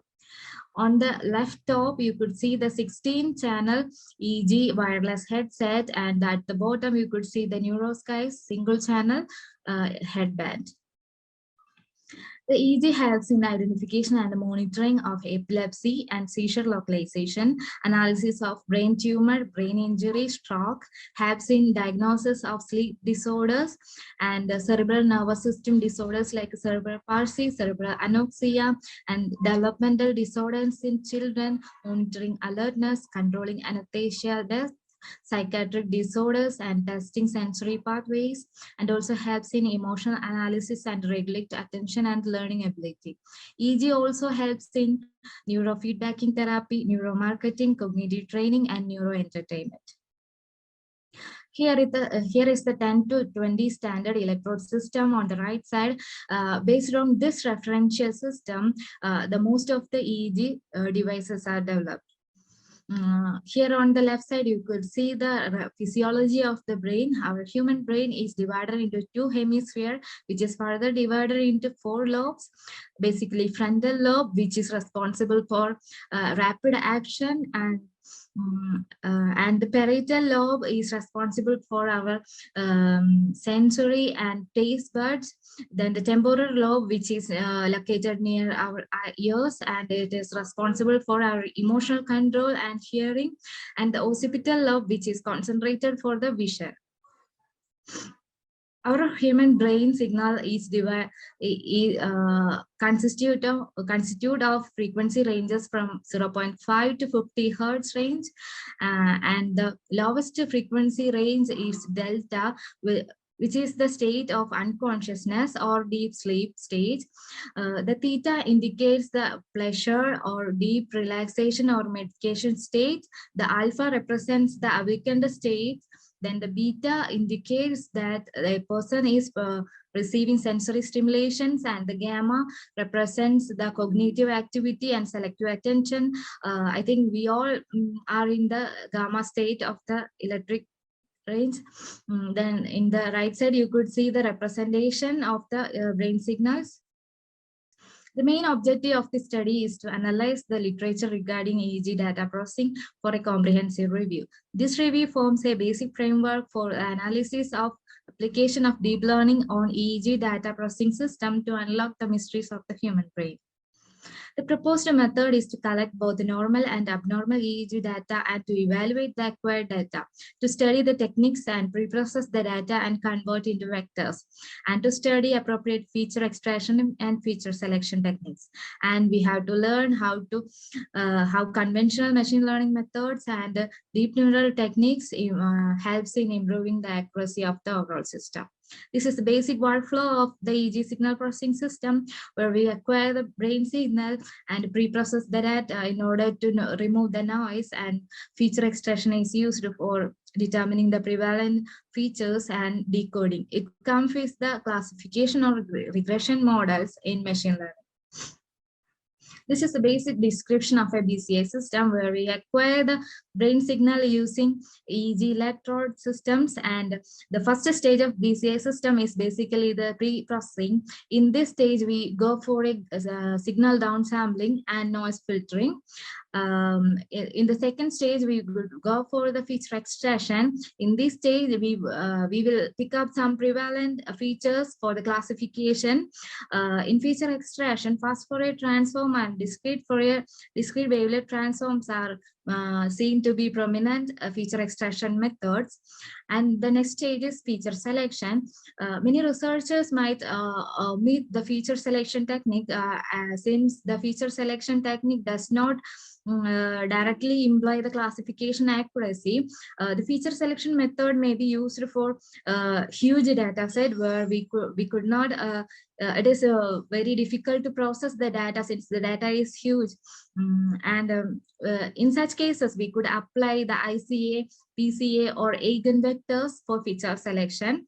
And the last final stage of the class DCA system is the classification or maybe regression, in which we will classify the input signal into desired classes and apply it for different applications like robot control, emotion analysis, sleep quality assessment, some clinical trials, or game industries. These are the literature survey. As we know, EEG signal processing is a broad area which includes emotional analysis, epileptic seizure detection and localization, diagnosis of Alzheimer's, sleep apnea detection, EEG motor imagery classification, analysis of early detection of autism and alcoholism. Due to time limit, I will skip these slides. We will come to the discussion. In the discussion, the extracted features of for some person at a certain time of point may not be well suited for the same person later.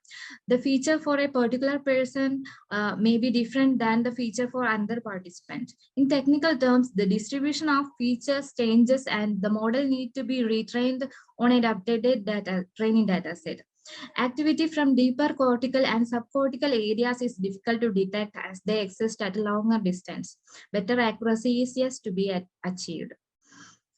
In conclude, we have reviewed and analyzed various EEG signal processing systems. Artifacts like EOG, EMG, ECG removal remains an extensive problem in the EEG signal processing. We must have robust feature extraction techniques and efficient computational algorithms to reveal the enigma of neuronal activities and complex brain functions. To establish this goal, researchers must work on stimulated data as well as on real-time data and open source code for reproducibility and fast development. And we have to declare a standardization to the EEG devices so that the BCA system and physician and the researchers can rely on it. We need a concrete algorithm that can outperform for a longer time with the optimal computational time with almost 100% accuracy so that we can blindly deploy the healthcare applications. BCA systems need to be fully automatic in such a way that the disabled person can easily use it for a long time. These are the major references used in this study. These are the publications of the author. Any queries? Thank you. Thank you, ma'am, for your nice presentation. And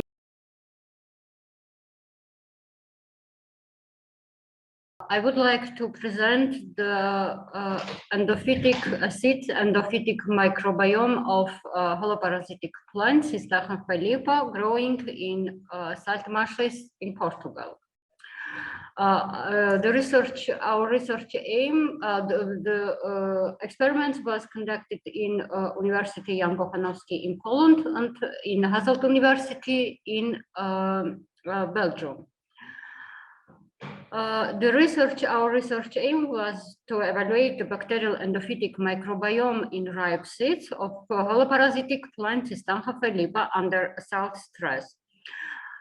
This is the obligate root parasites parasiting in species from belonging to family Amarantaceae and Plumbagianaceae. These seeds are smallest in the world, and for germination, they need to be very near to preferred host. Our data, our results using high throughput sequencing, bioinformatics, and statistical methods, we isolate and identified the 23 bacterial phyla and 263 genera. From these 20 phyla, bacterial phyla, Proteobacteria, Actinobacteroides, and Firmicutes and Bacteroidetes was predominated phyla. For identified plant growth promoting traits of this bacteria, we using various microbiological methods and 16S RNA sequencing, Sanger sequencing. We succeed to isolate the 63 bacterial strains from Firmicutes, Actinobacteria, Proteobacteria, and 2% from this bacteria are unclassified. Plant growth promoting activity of isolated bacteria we verified using the indole production, siderophore activity, organic acids production, ACC deaminase activity in vitro assays. Our results indicate that the genus Monospora harbor the most beneficial bacteria for such seeds. These halotolerant bacteria have potential to mitigate the adverse impact of acid stress in haloparasitic plants. The seeds of Cistancha felipa represent an underexplored reservoir of diverse and novel endophytic actinobacteria that may be potential interest in the discovery of new bioactive compounds or new bacterial species. Thank you.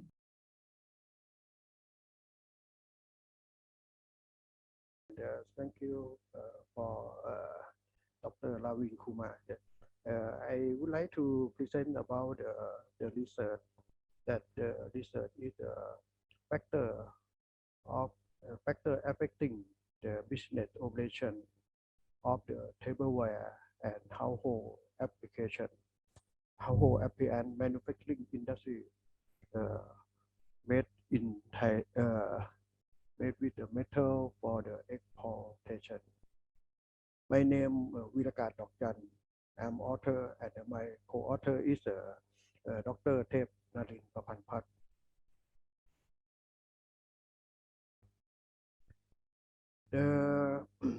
I am the lecturer in the university that my target is want to develop the improvement of the curriculum and procedure the student or manpower to enter the industry. This industry is we focus on the tableware and household industry.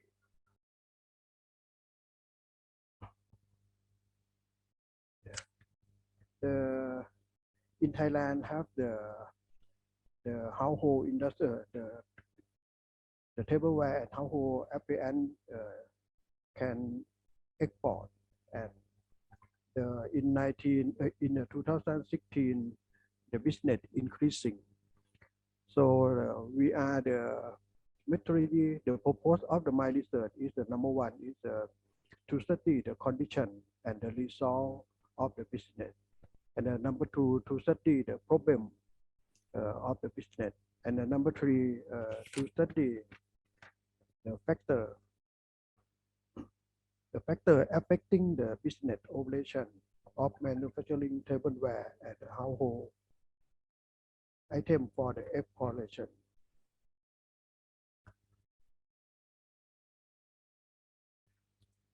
The variable of the research, the independent variable is the nature of the investment, size of the investment, nature of the business, product sale, duration of the business, and main export market. The dependent variable is the marketing, raw material, machinery, personnel, financial and investment, and export. This research we study from the whole population. We collect the data from the manager and the managing director, from the manufacturer are 63 case, 63 factory from the October 2018. And the instrument of the instrument to collect the data is a questionnaire. The questionnaire with a checklist with a rating scale, and to make the confidence of the questionnaire by alpha combat testing.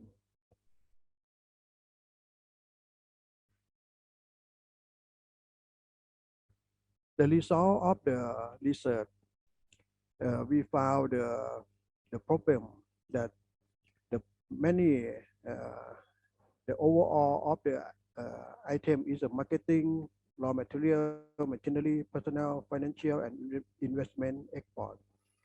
You can see the personnel and the financial and investment is a most high level. That is the major of the problem of this business.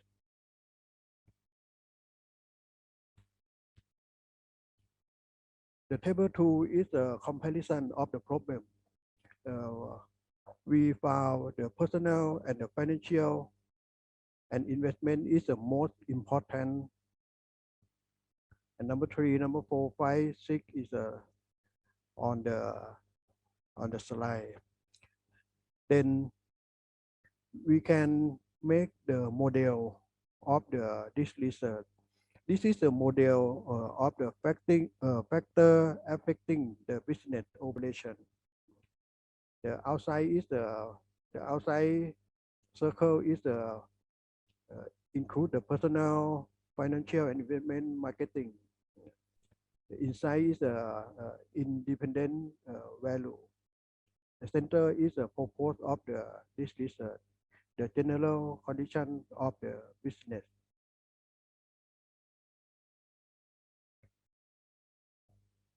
We found the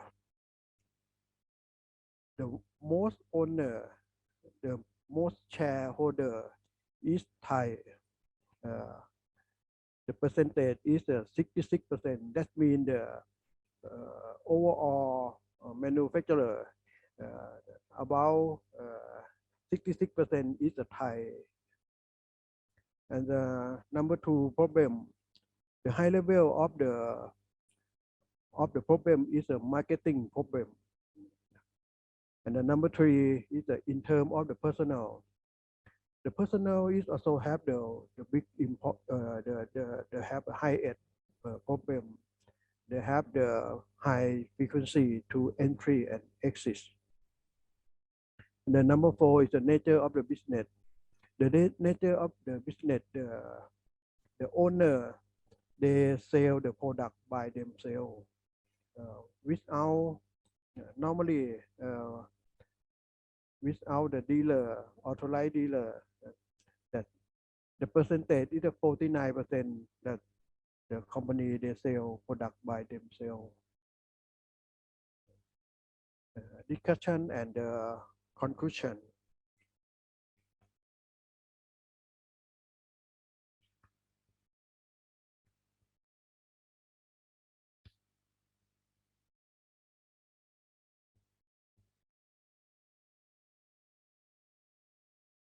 And the product sale of the equipment, the 61% that they sell in local and they ship to the export. And then number 6, the period of the business operation. About 73%, the business lifetime, the business operation is 10 years and not over 15 years.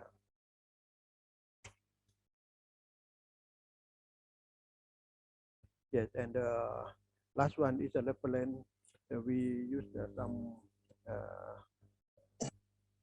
book and information from this reference. Thank you.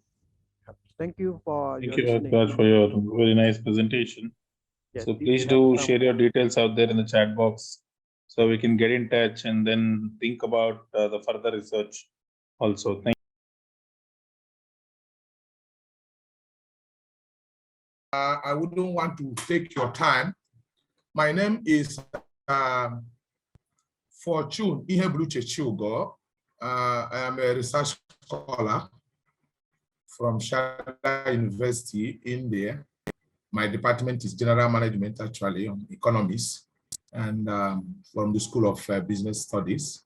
Actually, I have some of the confrontation and some little bit shortcoming for coming to this conference, actually, after paying from my school, actually, my school paid, and we have a lot of some obstacles. At the time, the conference said they are not going to take place.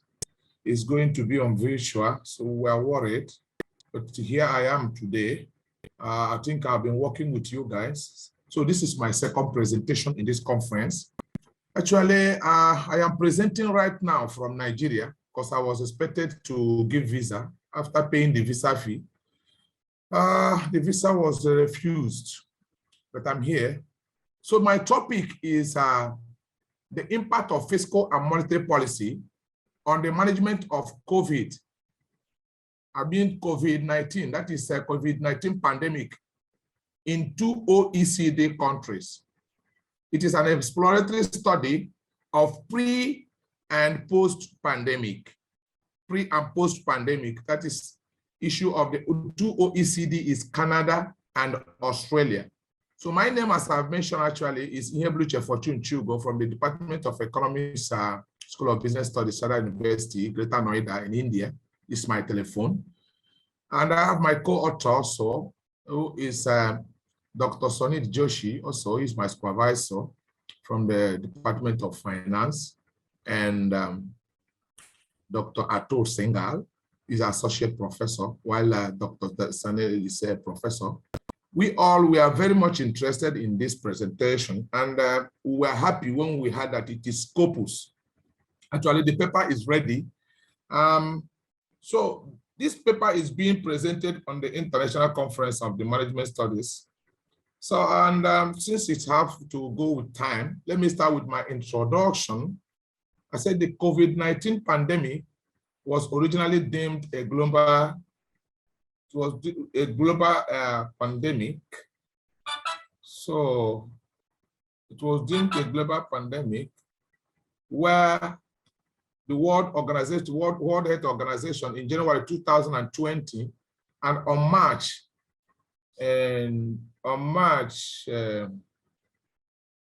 2020 also, it was labeled a pandemic, the most serious type of health disaster. I was talking to of Chapel 2020.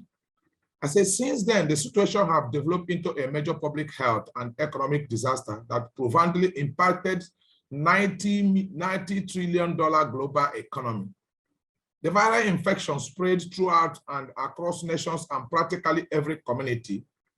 This illustrates how intertwined the world economy is since the virus has been found in every nation and every nation of the OECD.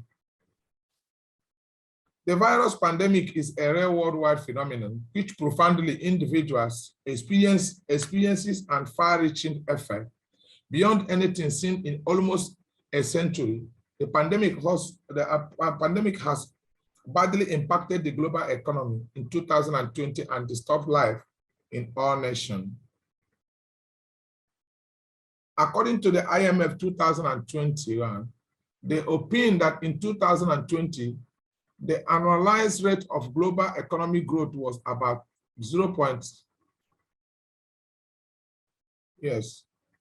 According to the IMF 2021, they opined that in 2020, the annualized rate of global economic growth was about minus 3.2%, with a recovery rate of 5.9% and 4.9% predicted for 2021 and 2022 respectively.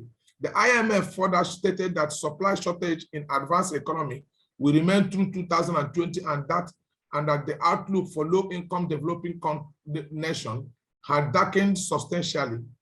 as a result of unequal access to vaccine and varying levels of economic policy support.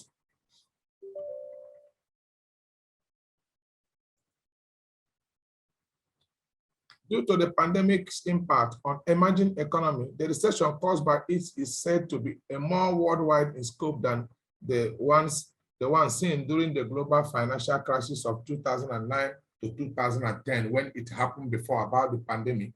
In a recent projection, the IMF predicted that the global economy will recover in different geographic areas at varying rate, reflecting variation in the rate of vaccination, the degree of policy support, and the distant structural factors such as the importance of tourism to the economy. Global trade was anticipated to increase by 8.0% in 2021 after the decline by an estimate 5.3% in 2020. I was talking about Congregational Research Service 2021. The economic downturn in 2020 was not as severe as previously predicted, according to the projection, in part because of the fiscal and monetary measure that government implemented in the year.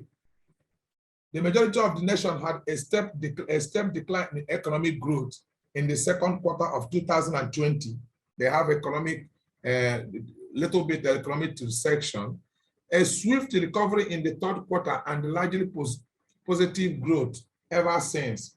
The whole world was also at large in losing their economic growth. The overall consequences of the global economy are growing even while they are decreasing. The extended duration of the health crisis is particularly having an impact on the global economy that goes beyond what can be expected and might have long-lasting and widespread effect. It's against this backdrop that I, Fortune Chugo, made this study. This study seeks to explore the impact of fiscal and monetary policy on the management of the COVID-19 pandemic in these two OECD countries that I've mentioned. That is Australia and Canada. They are the two OECD I use as a case study. So the objective of this study, the concern of the paper will therefore hinge on the exploring the, excuse me, sorry. The concern of the paper will therefore hint on the exploring of the methodology of the money. Why is this okay?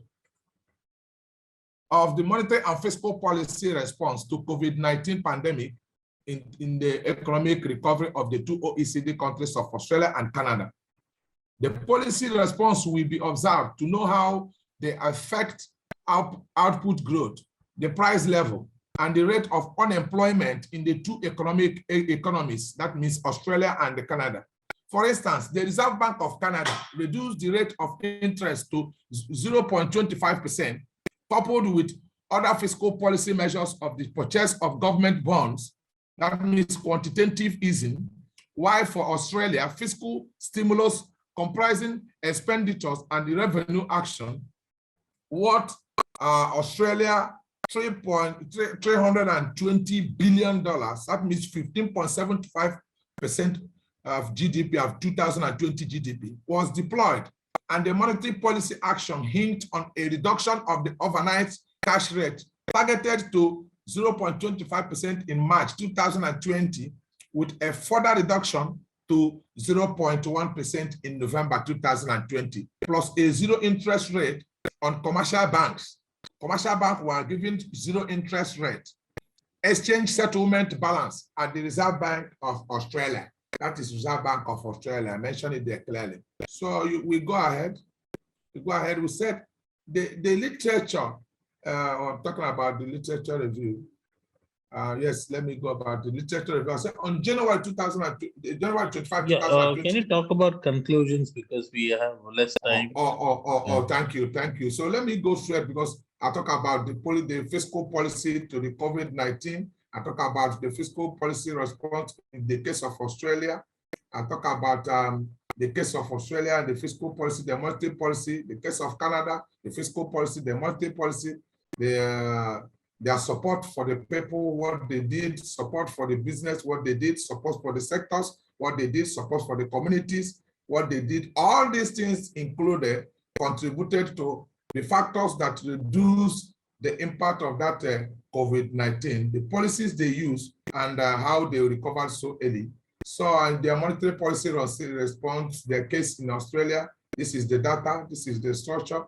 You look at the data, how it was going during that time. The data was also obtained from OECD. These are the data, the case of Canada, case of Australia.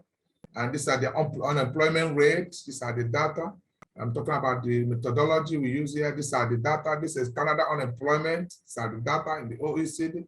And this is inflation rate. We use everything. We checked everything. We collected. Then my conclusion, the COVID-19 pandemic has left a lasting consequences on the global range from its effect on unemployment, output, and the price level. This therefore necessitates the use of both monetary and fiscal policy to address the deterrence consequences it has left behind. This study has explored the case of Australia and Canada, and it has been observed that the expansionary monetary and fiscal policy deployed in order to ensure quick economic recovery has aided in returning the two economies to the path of positive economic growth. Can I repeat? This study has explored the case of Australia and Canada, and it has been observed that the expansionary monetary and fiscal policy deployed in order to ensure quick economic recovery have aided in returning the two economies to the path of positive economic growth. Unemployment have been reducing, though at a rising rate of inflation at the prime age of the post-COVID-19 pandemic. However, monetary policy action of increasing the rate of interest is believed to curtail the rising inflation in no distant time. Thank you, and God bless all of you. My name also is Nhebluche Fortune Chugo from Chada University, India. Thank you for your wonderful presentation and very nice. Everybody, good afternoon. I'm Zahra, and now I want to present my article. That title is PC-based games foster mass motivation more than a routine exercise. Introduction. Sorry, just a moment.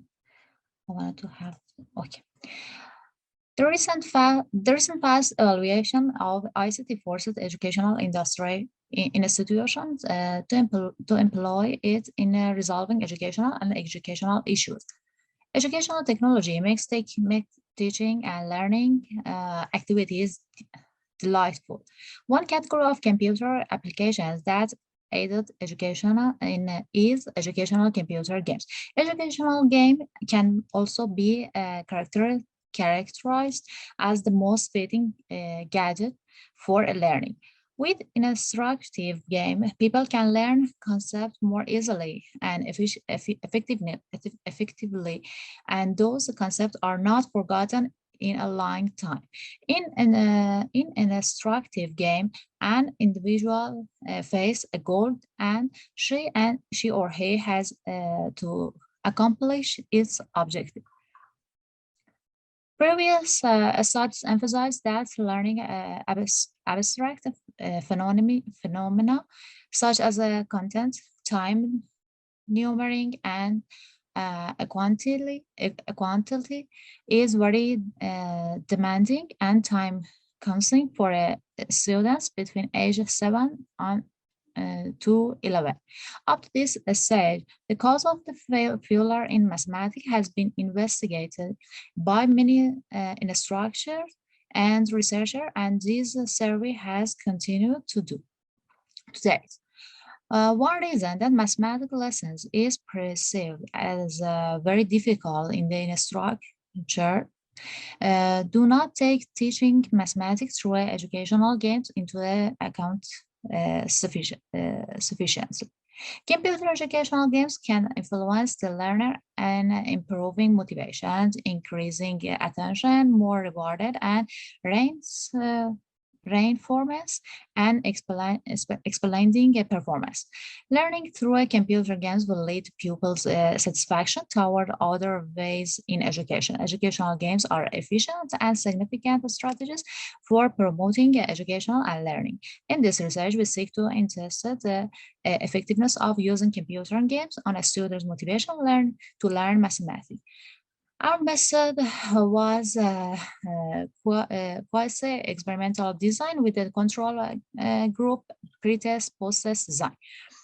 Satisfactional population of research included 6th grade girl students of elementary school in Beirut City in Iran who are studying during 2019-2020.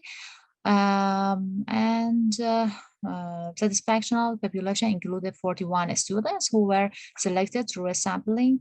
20 pupils were placed in control group and 21 pupils in experimental group who were randomly selected from the students of Omida Ayande school.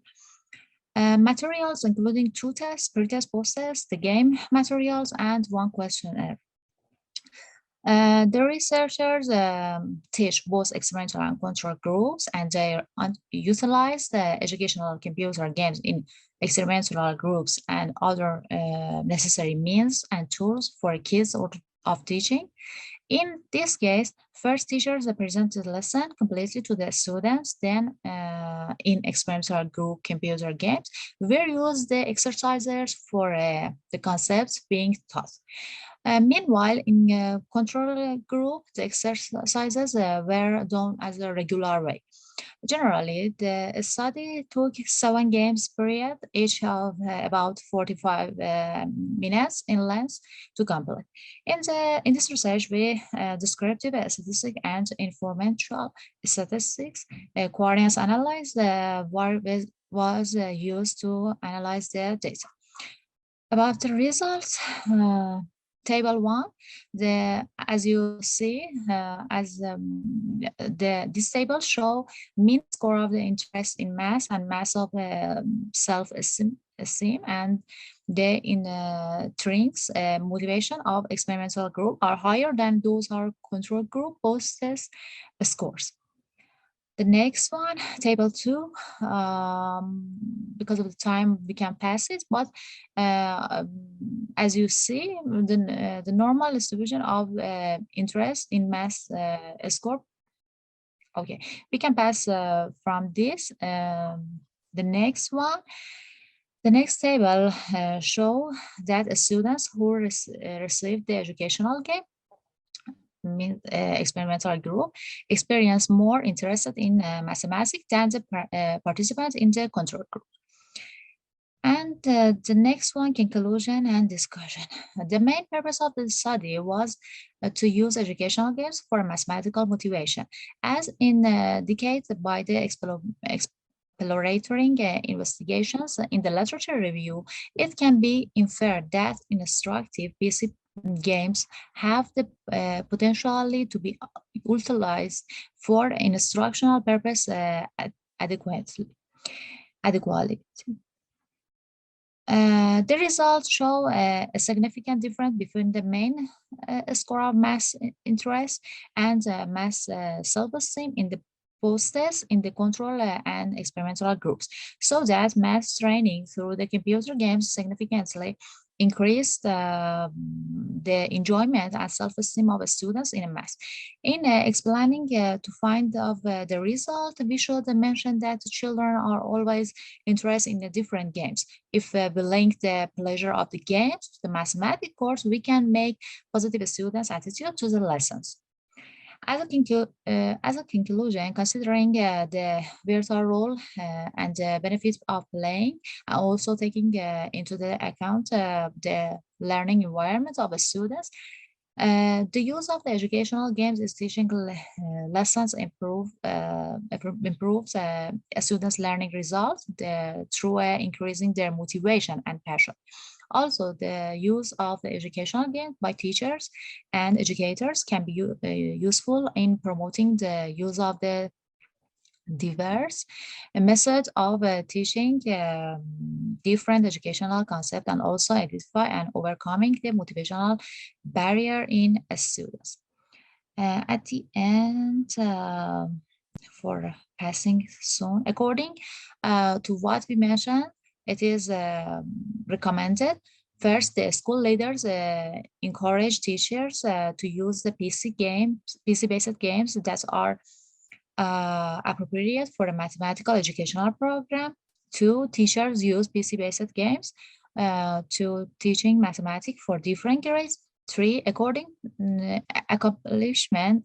accomplishing more inquiries to reveal the impact of utilizing PC-based games in teaching other school objective matter more than other matter other than mathematics.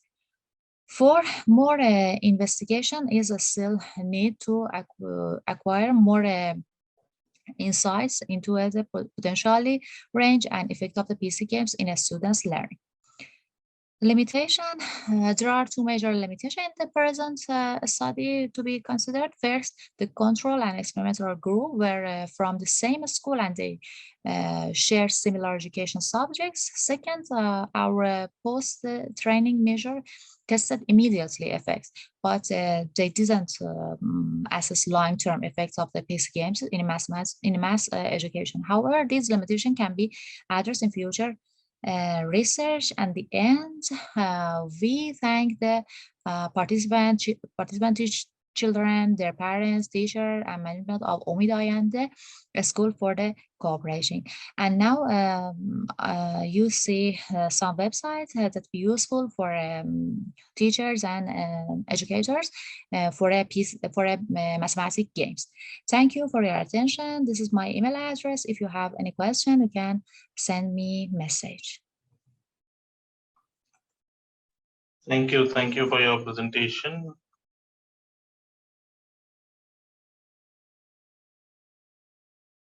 From Gyan Institute of Technology and Sciences, and I'm doing my master's in cybersecurity. And the work I'm presenting today is watering hole attacks and its relationship with the cross-site scripting vulnerability. So basically, a watering hole attack is something that is defined as in category of social engineering. For a long time, it has been considered as something that has a lot of interest with phishing attacks, and but it has much more complications and has much more wider dominion for research. And the attack is aimed at watering down the websites and compromising them so that the attacker may gain insights and all the functions of the website that has been compromised, and tricking its victim into the prey, into the attacks. And usually what happens during such attacks is that the victim always remains unknown about the attack. Such attacks are always on the very high class websites and organizations like in 2012, US Department of Workers was hit by it and it got affected, and it was later discovered in 2013 that the attack is still ongoing. So the attack has, like we discussed, that it has been a very common scenario that resembles from a predator waiting for its prey. And when the prey generally comes to the site of attack, it gets compromised and is devoured by it. So there are 5 steps in a watering hole attack. First, the attacker compromises a website and passes on that website through any source for the visitor. And when the visitor comes and visits that malicious code in the website, the code gets executed or downloaded and the victim is compromised. Once the drop malware is executed, the attacker has full access on the, every application on the system. The attacker initiates different kind of initiatives and malicious activities using this technique. The malware is not compromised just onto the system, but every visiting another person gets compromised in the similar way, and the malware gets passed on. So what happens during a watering hole attack is shown here, the workflow of the proposed system. So this is the proposed system, and it generally waits for the victim, and it's all about victim's trigger that allows the attacker to gain insight of the function and compromise the website and following the servers also. And this is how the cross-site scripting works in the system. So basically a cross-site scripting is a vulnerability that allows the cross code to be executed on any another system that's on the remote side of the application. Whenever some victim visits a web application, like you can see, user request data server, and that server sends a request to another server. Generally, this is already been compromised by attacker who has injected some kind of malicious payload. And whenever the server visits with a genuine request to the compromised server, it is redirected to another kind of database that starts compromising the server. In turn, what happens is the server is compromised and the person visits some kind of malicious page that has been pre-compromised. And when he is compromised with that page, whatever the attacker wants to do, he can do with the victim's side of the application. And this is what a classical execution of cross-site scripting and watering hole attack looks like. It has both the functions of cross-site scripting and it has all the features of a watering hole attack.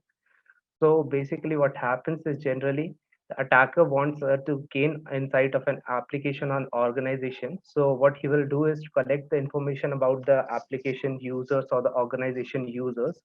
And once he has all the insights, he will try to get to the target to get compromised. Once he has all the information, he presents some kind of malicious page to the attacker, to the victim, and that the page generally looks very compromised and very genuine to the targeted victim, and he gets to the viz page, executes the code, and unknowingly gets the entire organization and the systems compromised for the attacker.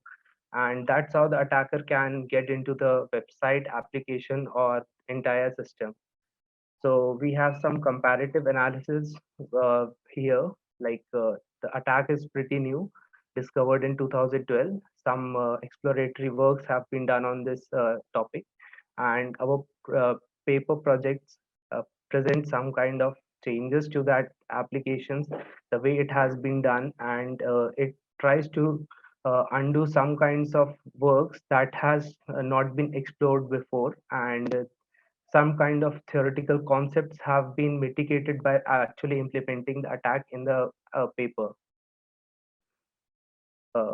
So in conclusion, we can say that we have some conceptual models that have been restructured and reproposed using this mechanism, and we have some discussions of effect mechanism and human vulnerabilities that cause this type of attacks. So that's it for my side. Thank you, everyone.